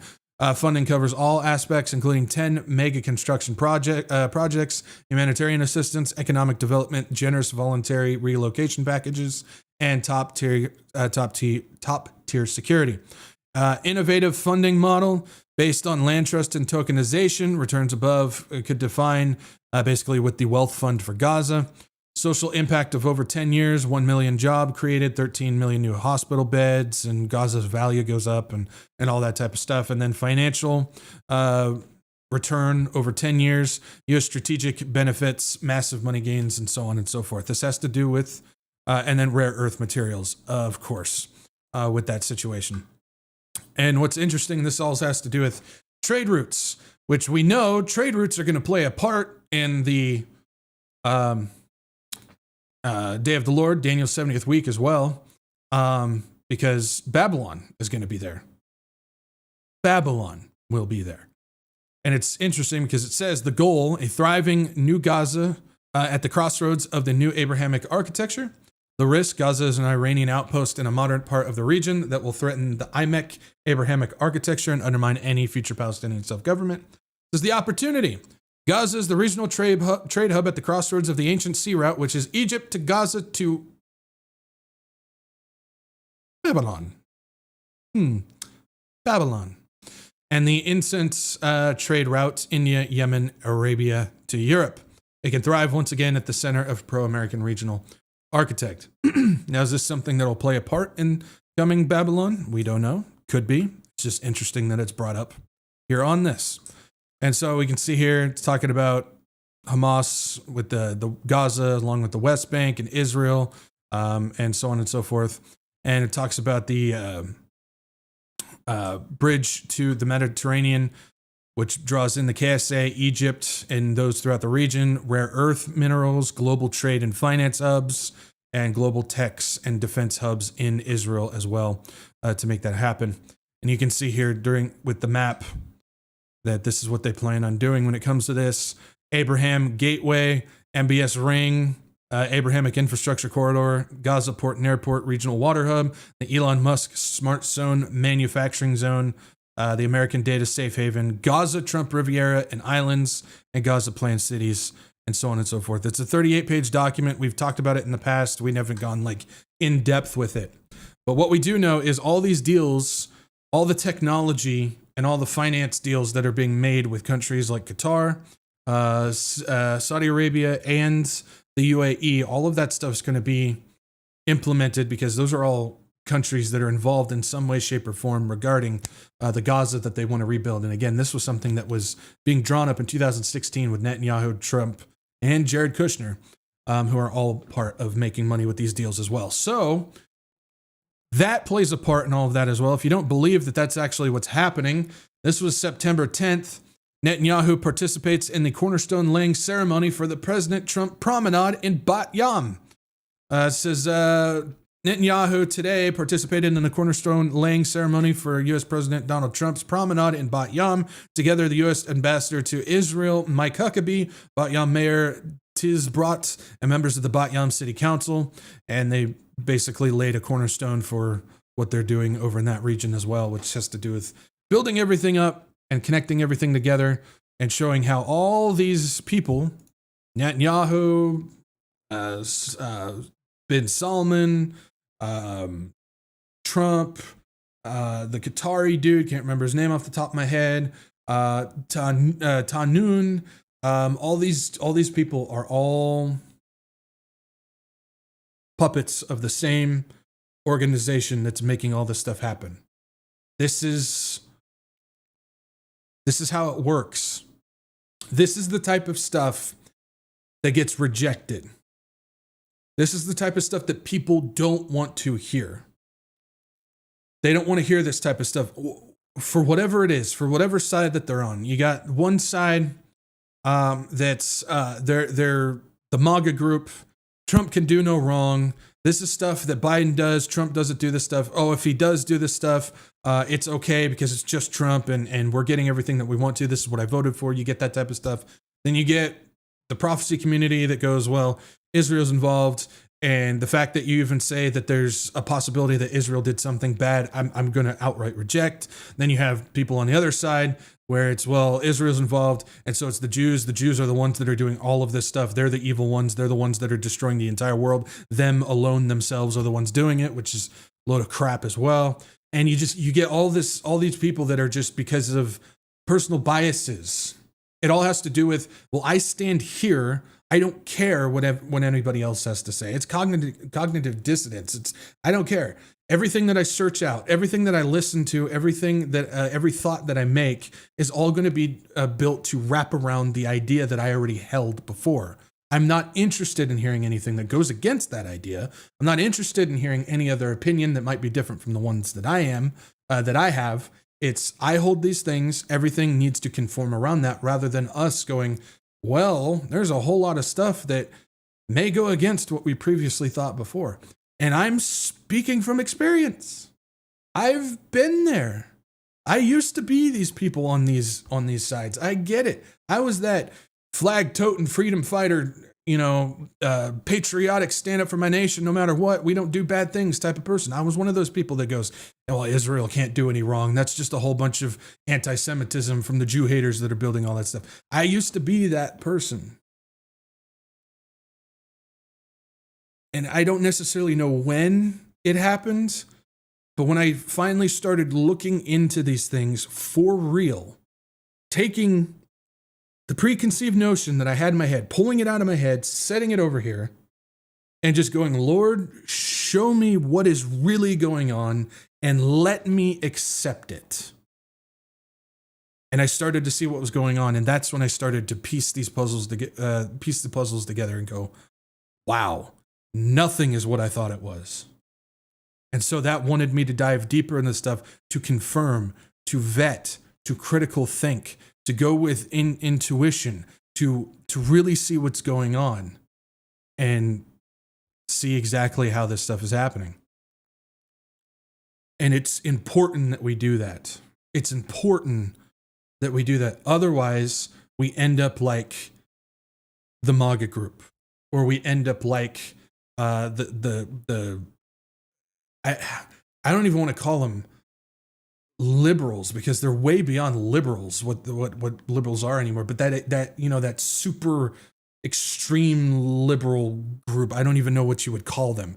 You end up like that, or you end up like either the reformed crowd who hates Israel, who believes Israel means nothing and the church has replaced them, or you end up like the pro-Israel prophecy crowd, where no matter what, they can do no wrong, so much so that you actually have Messianic Jews that are defending the Rothschild family, saying that's a conspiracy theory in order to defend Jewishness as its gold standard, and they do no wrong. You have the extremes. Again, that's where you start getting into the dangers of choosing the one side or the other when it comes to extremes. You can't do that. And we got to be willing to look at this stuff. And that's how you can see. It's like looking at the classic mystery board where you get all the pictures and stuff on the board with all the red lines. And that's where that starts coming into play, and you can start seeing really what's going on. And of course, you back all of that up. You stand everything upon the Bible. You realize the Bible is the truth.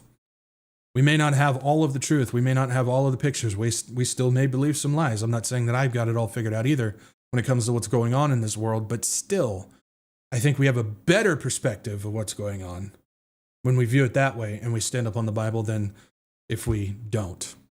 So, little random soapbox in the middle of this, but I think it's important that we remember that going forward. And so, along with the 21-point peace plan, I'm sure you guys saw this as well. Just wanted to go over this, talking about Trump would lead Gaza Board of Peace in new post-war plan. And it says President Trump would chair the International Board of Peace, which is funny because he brings everything but peace. He brings nothing but conflict, corruption, and war.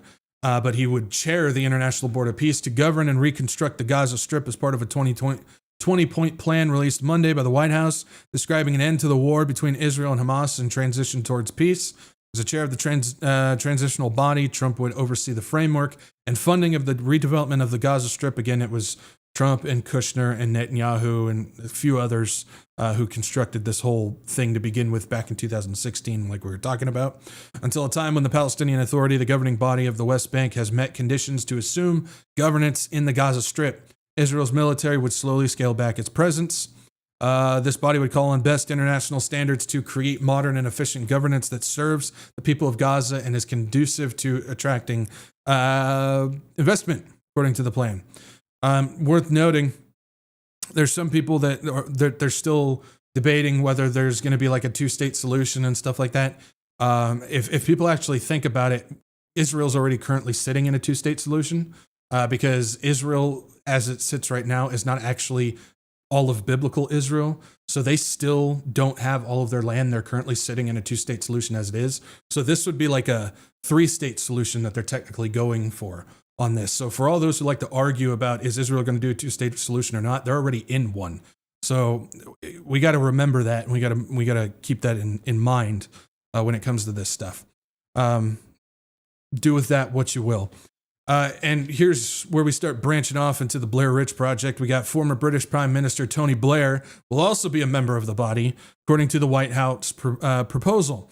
Blair has served as a key figure working with the Trump administration and Trump's son-in-law and former Secretary Advisor Jared Kushner. Imagine that. So we got Kushner involved with Blair going on with this on a post-war plan for the Gaza Strip, absent Hamas rule. The Board of Peace in point 9 on the 20-point plan.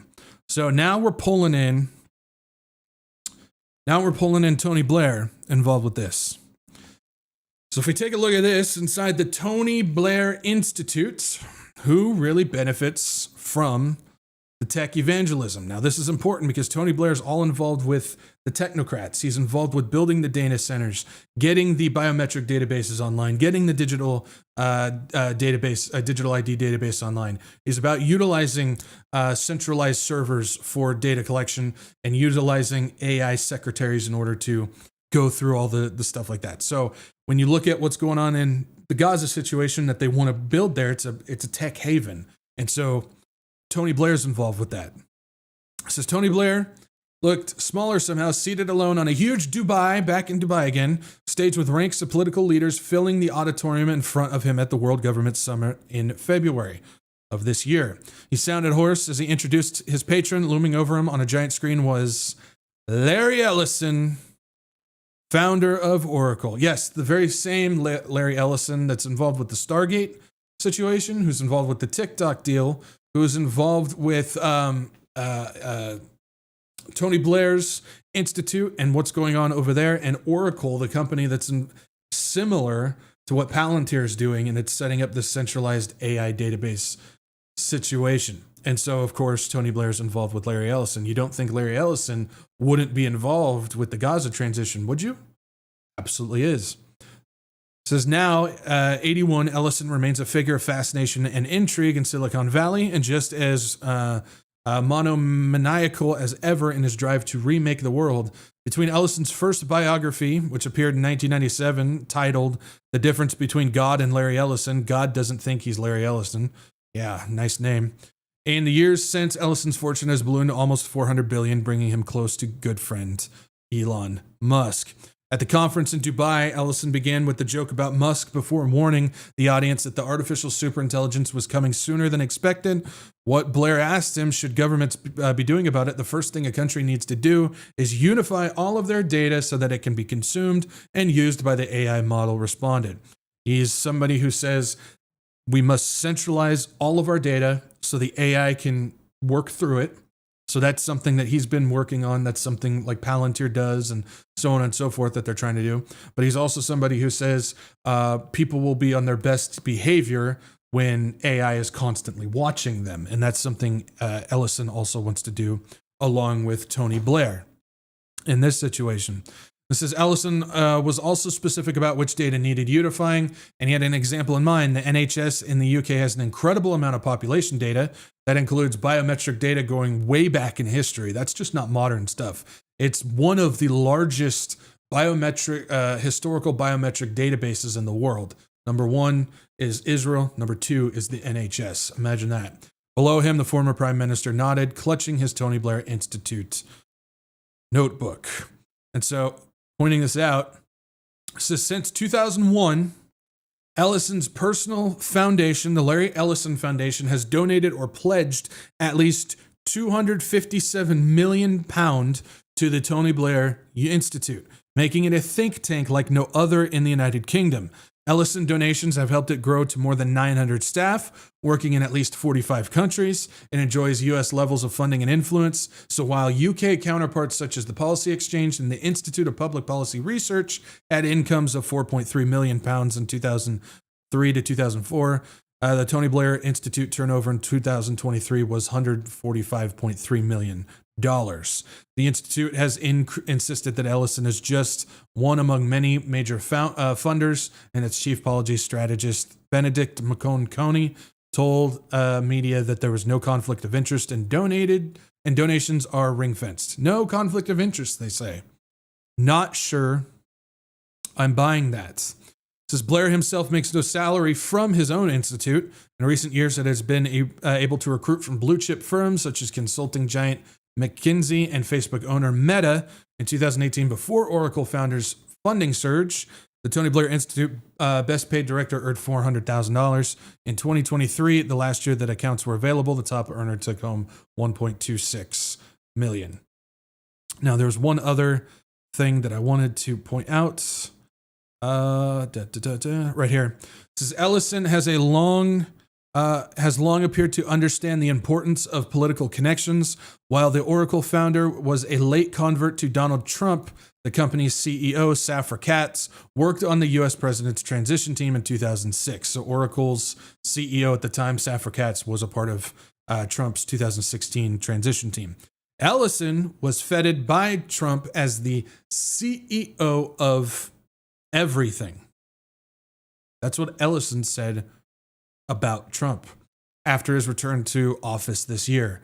The president named Ellison among the investors to be involved in the TikTok U.S. operations, and the billionaire's son, David Ellison, has taken charge of Paramount after a merger with his company, Skydance. The new conglomerate is reported to be working on an offer for Warner Bros. Discovery, which owns the channel CNN. So basically, they're working on, a select group of technocrats are working on owning everything. Along with that, this just came out in January of this year. This is written by Tony Blair. It says, Tony Blair, digital ID is the disruption the UK desperately needs.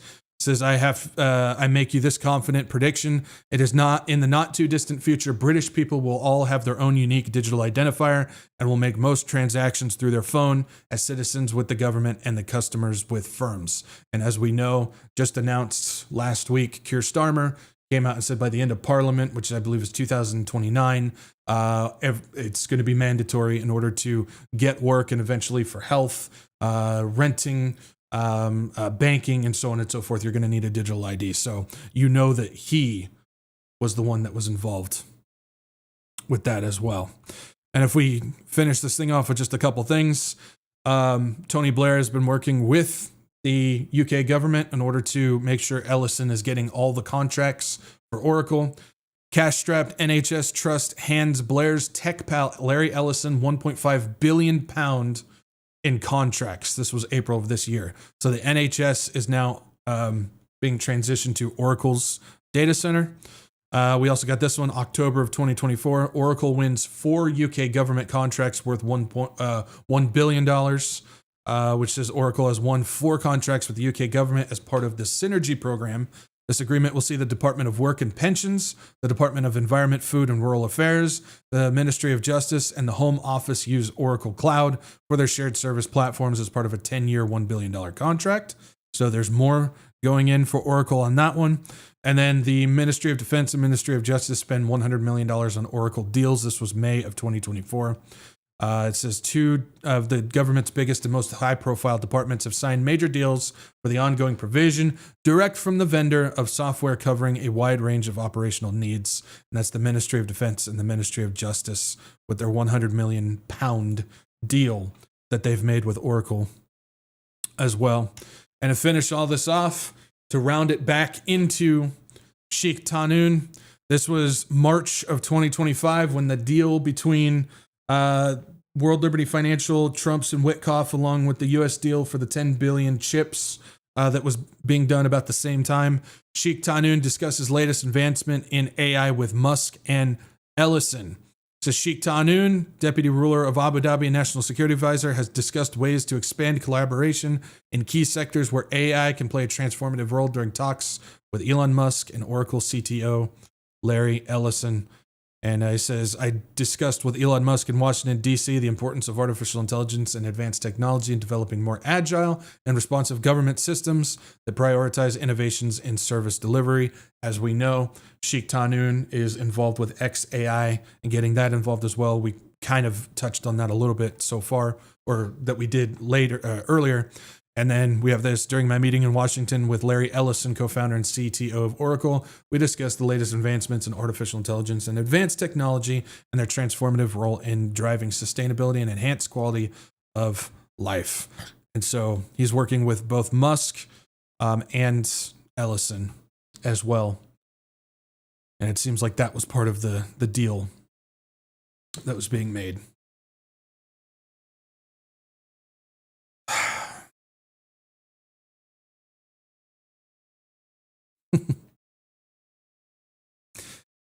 There's a lot more to this story. A lot more. But again, I don't think it's worth going over. I think we get the deal. The deal, get it? The deal of what's going on.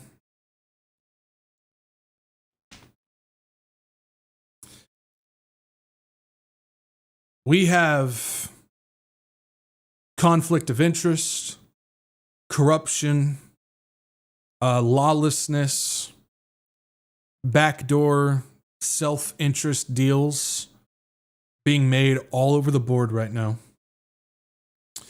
And it's not only benefiting families and individuals personally in great wealth, but at the same time, it is heavily advancing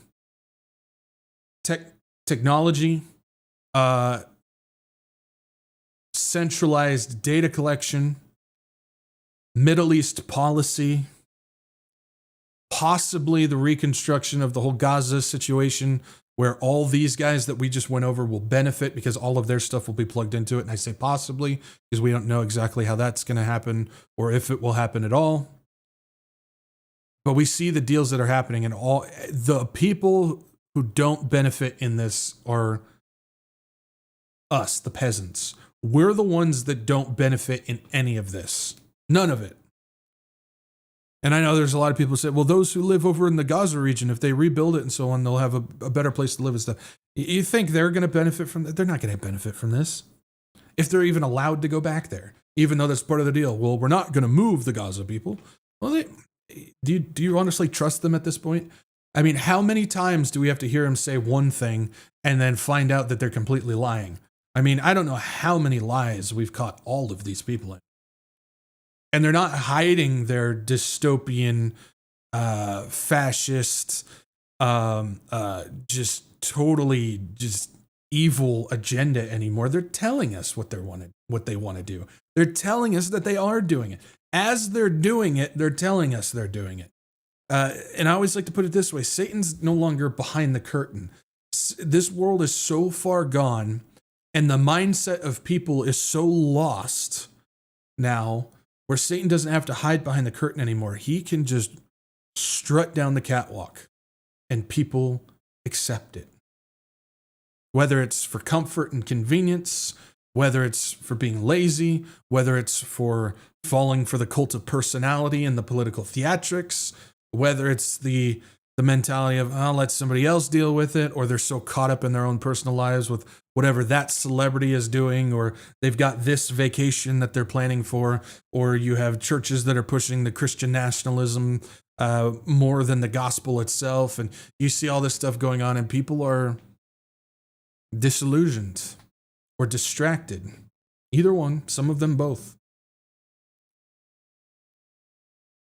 But people just don't care. To take all of what I just said and just wrap it up in a bow. People just don't care. They don't. The only time that they care is when it benefits them. And that's not just for the big stuff. I say that stuff all the time when it comes to just driving down the road. Have you noticed when you're driving down the road, people will just cut you off, or they'll do something stupid, with no consideration for anybody around them. And the reason why they do that is because they don't care about anybody but themselves.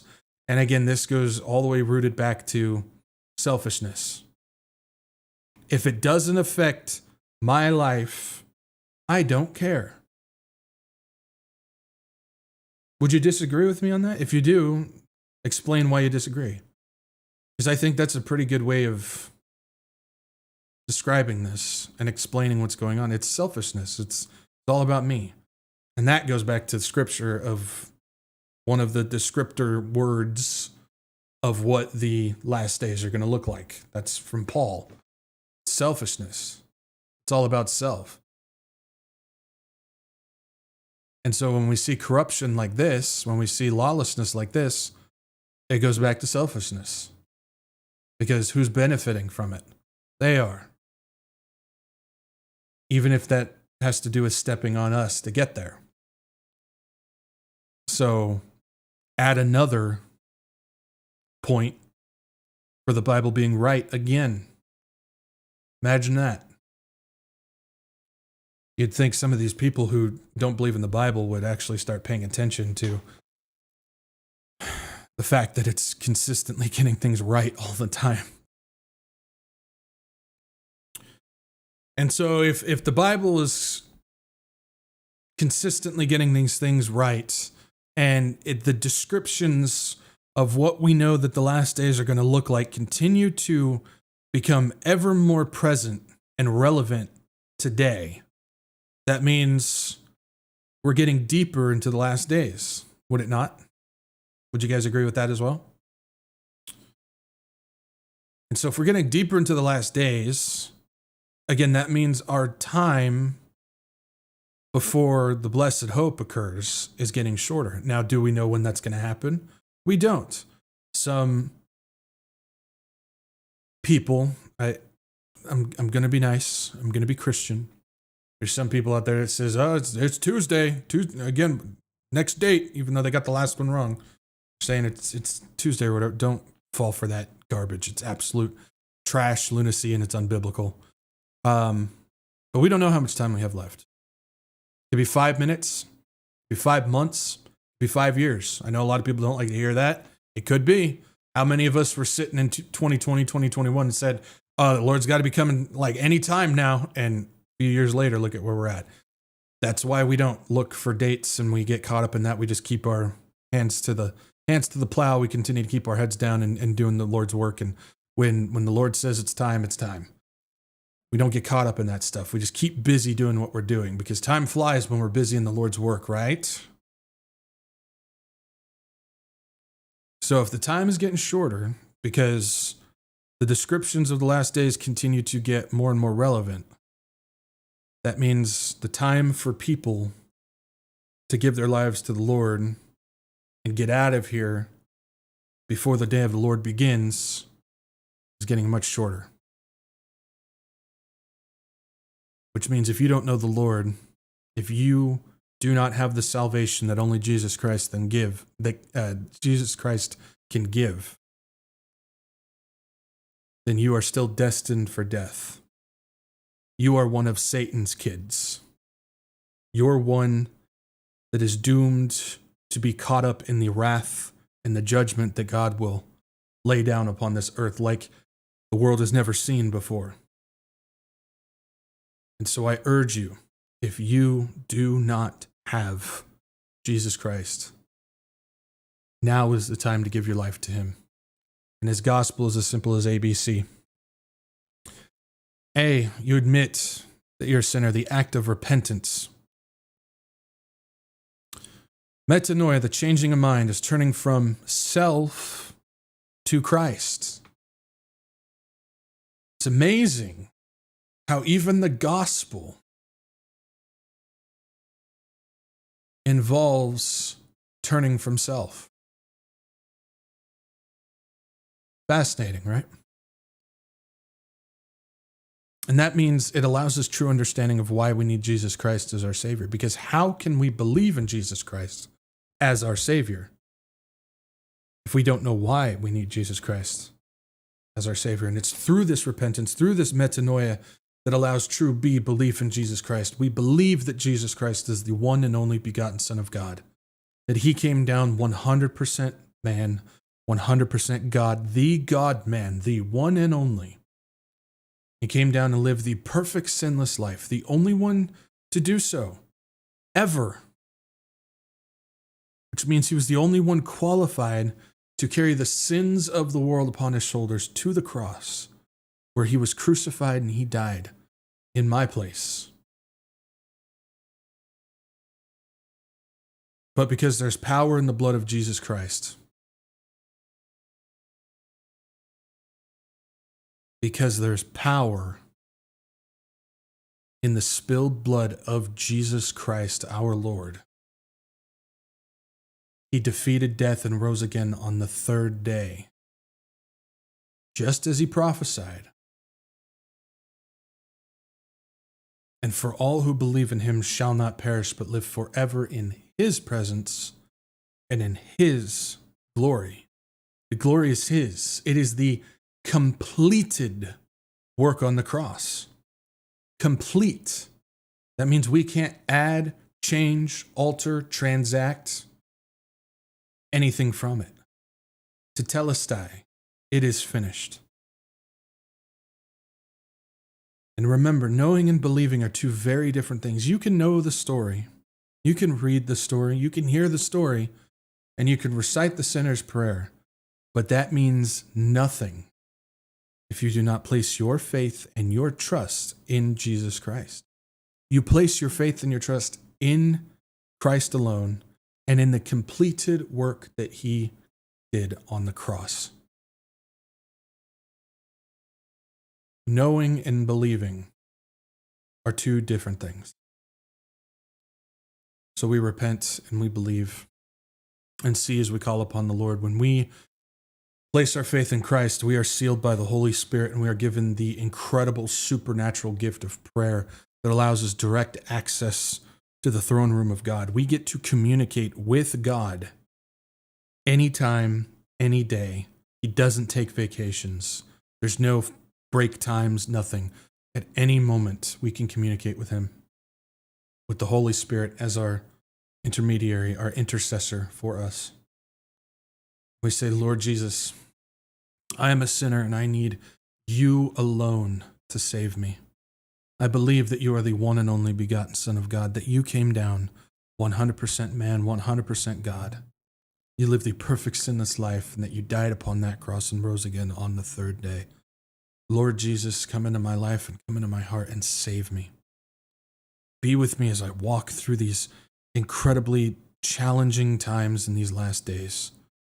Help me to stay focused on you, to stay busy in your work, to not get caught up in the distractions, to get caught up in the evil, to get caught up in the unbiblical, and to not get concerned about political fights or date settings or any of these things that take away from me focusing on you and your work. Lord, guide me, help me navigate these times. And Lord Jesus, we pray that you come soon, Maranatha. In your holy name we pray. Amen. Amen. Don't wait, guys. I cannot say that enough. Again, we don't know how much time we have. And that doesn't even include the rapture. We don't know how much time we personally have. One of us may wake up tomorrow, head out towards the grocery store, and get hit by a bus. Don't wait. Don't wait. All right. Let's see, what do we got with some questions up in here? Let's see here.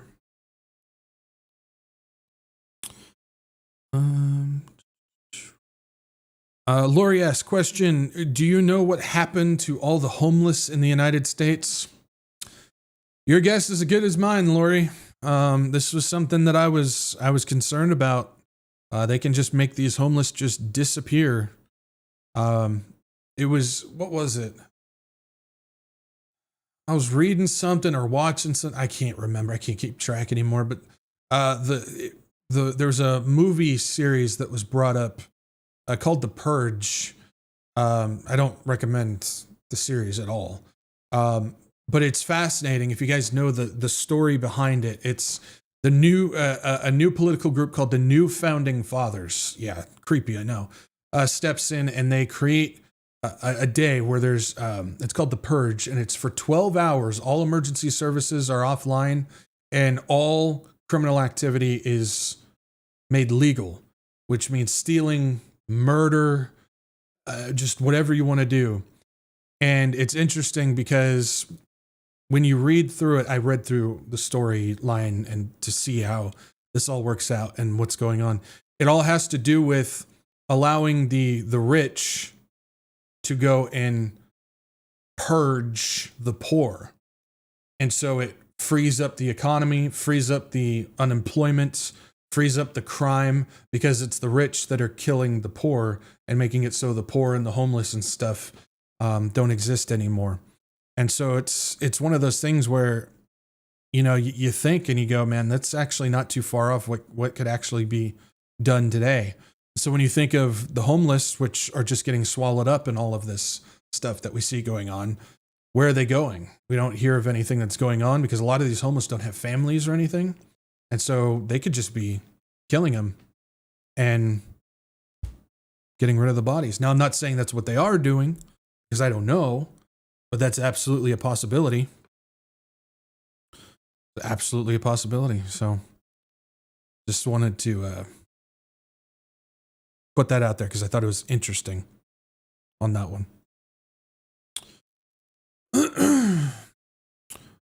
Nikki D, question: have you heard of the satanic super soldiers? I've kind of talked about different forms of them in the past. Have you listened to Russ Didsdar, Amazing Warrior for the Lord, The Black Awakening? I've looked into his stuff. He's got some good stuff, but he's got some really whacked out ideas on that as well. I can't recommend him, but you're free to do what you want to do. If you want to look into him, like I said, he's got some stuff on point from my own research, but then he's got some stuff that's way out there. So just be careful. It's kind of like, there's another dude that delves into that stuff. Springmeier, Fritz Springmeier. He does stuff like the bloodlines, the Illuminati bloodlines, and he does into that stuff. He's got a lot of stuff that's on point, and then he's got some stuff that's way out there. So you just got to be careful with guys like that. You just got to be very careful. Again, I come from the perspective, I know most people don't. I come from the perspective where I look up stuff on my own. I don't listen to other people. So a lot of people are like, I get stuff sent to me all the time. You got to check out this podcast. This person's talking about such and such. It's like, I don't do that. I don't want somebody else's opinions dictating the research that I do. I'd rather just look stuff up on my own. That's why I don't watch podcasts or listen to these other people and what they have to say when it comes to things like this. So, that's that. Let's see here. The Hylers question: do you know that Palantir is selling merch, and would you wear a t-shirt depicting the Palantir logo? Would it be when?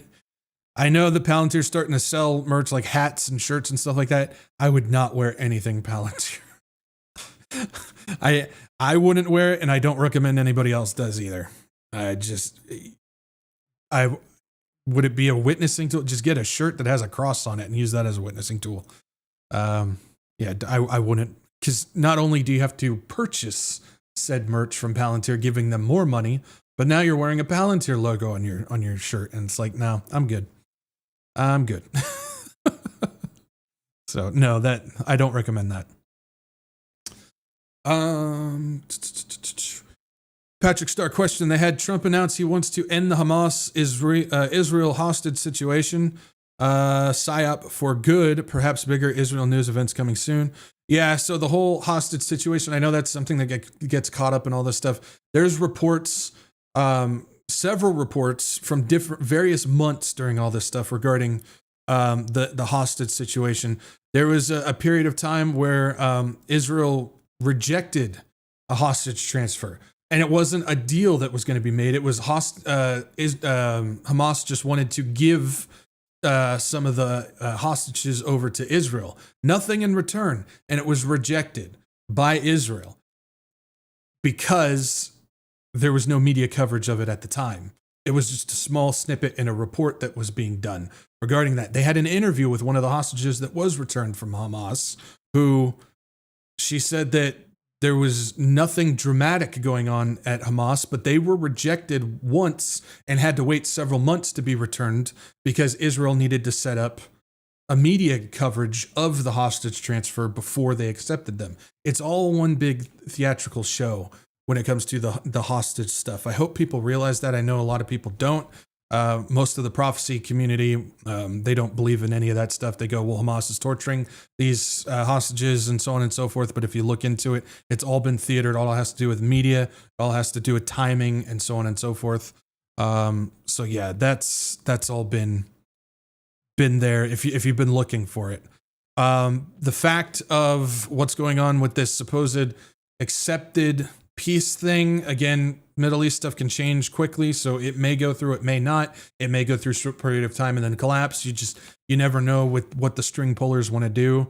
But if this does go through and all of the hostages are returned and everything starts to move forward, in that case, then I would say that they're done with that phase and they're moving on to the next one.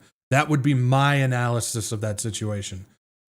Again, take it with a grain of salt when it comes to anything involved with the Middle East, specifically Israel, because things change so fast. That's why we don't talk about it much on here.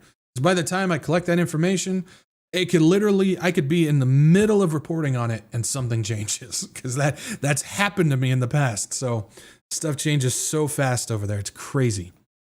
It's crazy. So, but yeah, getting back to your question, Patrick, if this does go through and it stays stable, I would, again, I'm not a betting man, but I would bet that they're done with that phase and they're moving on to the next one. That's how I would look at it. Okay, just a couple more questions here.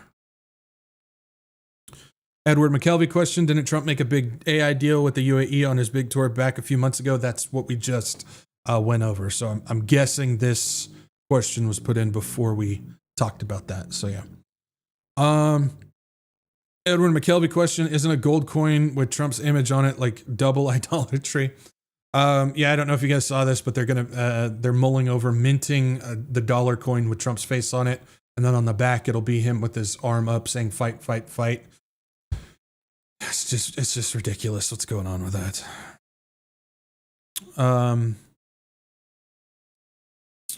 Misfit Carol. Is all this Christian nationalist, NAR, MAGA movement a part of a one world religion that's coming? I think it's connected to it. This stuff, this Christian nationalist, the NAR, which bridges from charismatic, which bridges from the Pentecostal, which bridges from the Catholic Church, and so on and so forth. All that stuff is all connected to the mystery of religion. And this Christian nationalist, the stuff that you see going on right now with all the churches doing the We Are Charlie Kirk and committing services to Charlie Kirk and all this stuff regarding that is actually drawing all these people in to this quote unquote revival. You notice how they're calling it a Christian revival going on around the country. It's not. This is a false mystery religion revival that is happening around the country right now, and people are falling for it. And you're starting to see even, I don't know if people saw this. It was like 15, 20 minutes before the assassination took place of Charlie Kirk. He was having a conversation with a Mormon. I have the video. I don't have it available, but I have the video. And he was talking, Charlie Kirk was talking about how we need a stronger Mormon church in this country. We need the Mormons to stand up and be more vocal, not only politically, but also religiously, to spread the word of Mormonism around the country. That's Charlie Kirk who's talking. And then you're starting to see a lot of Mormon churches now. One was just set on fire. Pray for them, by the way. There was a shooting and set on fire at one of those. That was last Sunday. But you're starting to see a lot of Mormon churches who, even though they were lumped in commercially as Christian, the Mormon Church was always saying, no, we're separate. Now the Mormon Church is actually coming out saying they want to be lumped in with Christianity. They want to be a part of that, along with the Catholic Church and so on and so forth. So you're starting to see all of them come together on that. So yes, I would say that this Christian nationalist NAR MAGA movement is absolutely part of this coming one world religion. Again, the mystery religion is here now. And then the mystery religion at the abomination of desolation, the beast, when he gets consumed by, or gets induced by the dragon, Satan, he's going to kick off the mystery religion, the Whore of Babylon, and it's going to be worship me. And that's where that comes in. So the mystery religion, which began in the Garden of Eden, will eventually get kicked off and become the one world religion at the abomination of desolation. And this is playing a part of that. Yes. That was a long way around that, but I hope that clears that up. Let's see here. Nancy West question. So how's it going with Neom? Neom the Lion over there in Saudi Arabia and all, and the other middle of nowhere camps. Yeah, they got Neom. They're building the cube. I don't know if you guys saw that. It's supposed to be a giant cube with a city in it. They're building that. There's a couple other projects that they're doing as well. They're moving forward with it. I don't know. I think a lot of people made a big deal about that back in the day. I didn't necessarily see the big deal about it. I know at the time it was like a whoa type of thing, because we never seen anything like that before. And now we look at it now and go, yeah, it's not really playing a big part of anything. I think they're still moving forward with it, but I don't think it's going to play a big role in anything. The one that I do suggest people continue to keep an eye on is the Alpha port, which is going to be the one of the biggest ports in all of the world, and it's a part of the trade route from Babylon towards that Alpha port. So I'd keep an eye on that. I think that's going to play a big part of things in the future. Let's see here. Last couple questions. Julie B question: what's up with your shirt? I don't know. What's up with it? The shirt. It's Law Offices of Vincent L. Gambini, representing Utes. The Utes since 1992. It's from my cousin Vinny. Yeah. And last question from the Peanut Gallery. Question: have you seen my red swing line stapler? The stapler. Yeah, it's last I saw it, it was found in the burnt ruins of Initech. And yeah, that's the last I saw of the swing line stapler. So yeah, I love that movie. One of my favorite movies of all time. But that's it, guys. That's all we got for today. Hopefully you guys enjoyed the deep dive. We don't do a lot of deep dives. I get asked every once in a while from people, do you plan on doing like another series, or why don't you do as many deep dives as you used to? And honestly, it's just one of those things where they're a lot of work, and they're one of my least viewed things that I do, my least viewed videos that I do. People, and I kind of put this on my Telegram a couple days ago, where it's people get more hung up on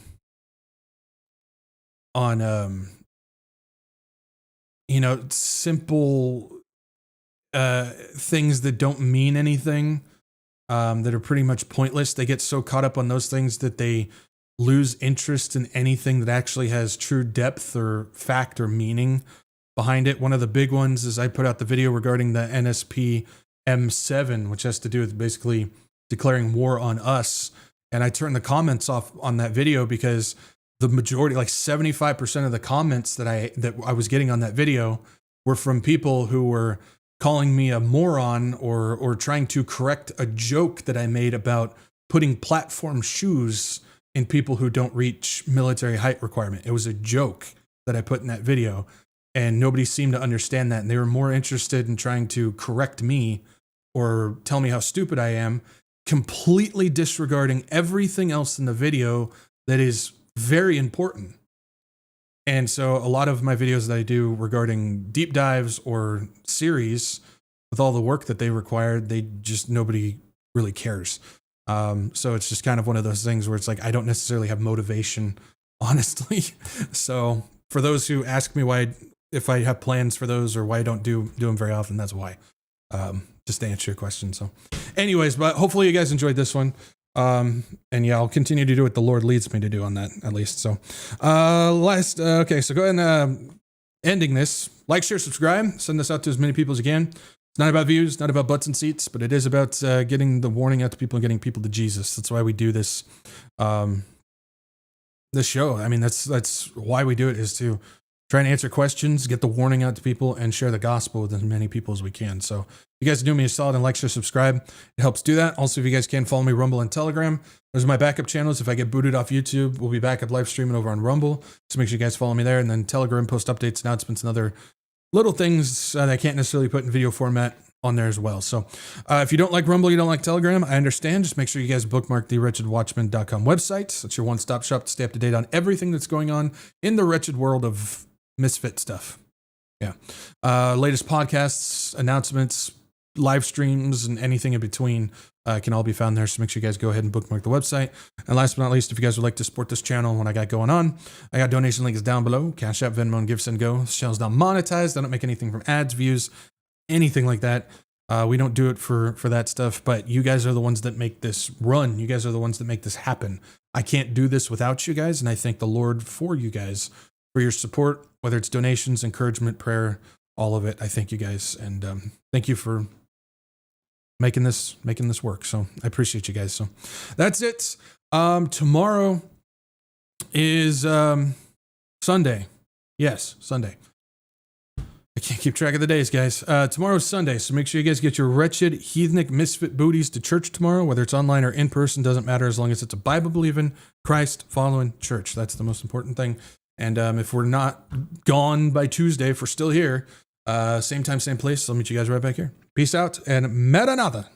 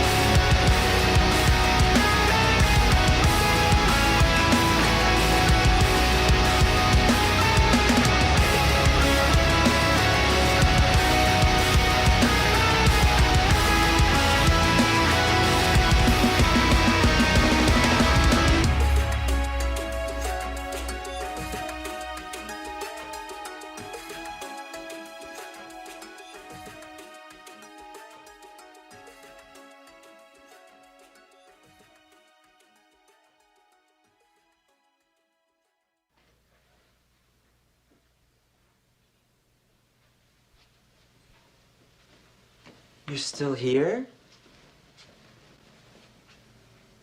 It's over. Go home.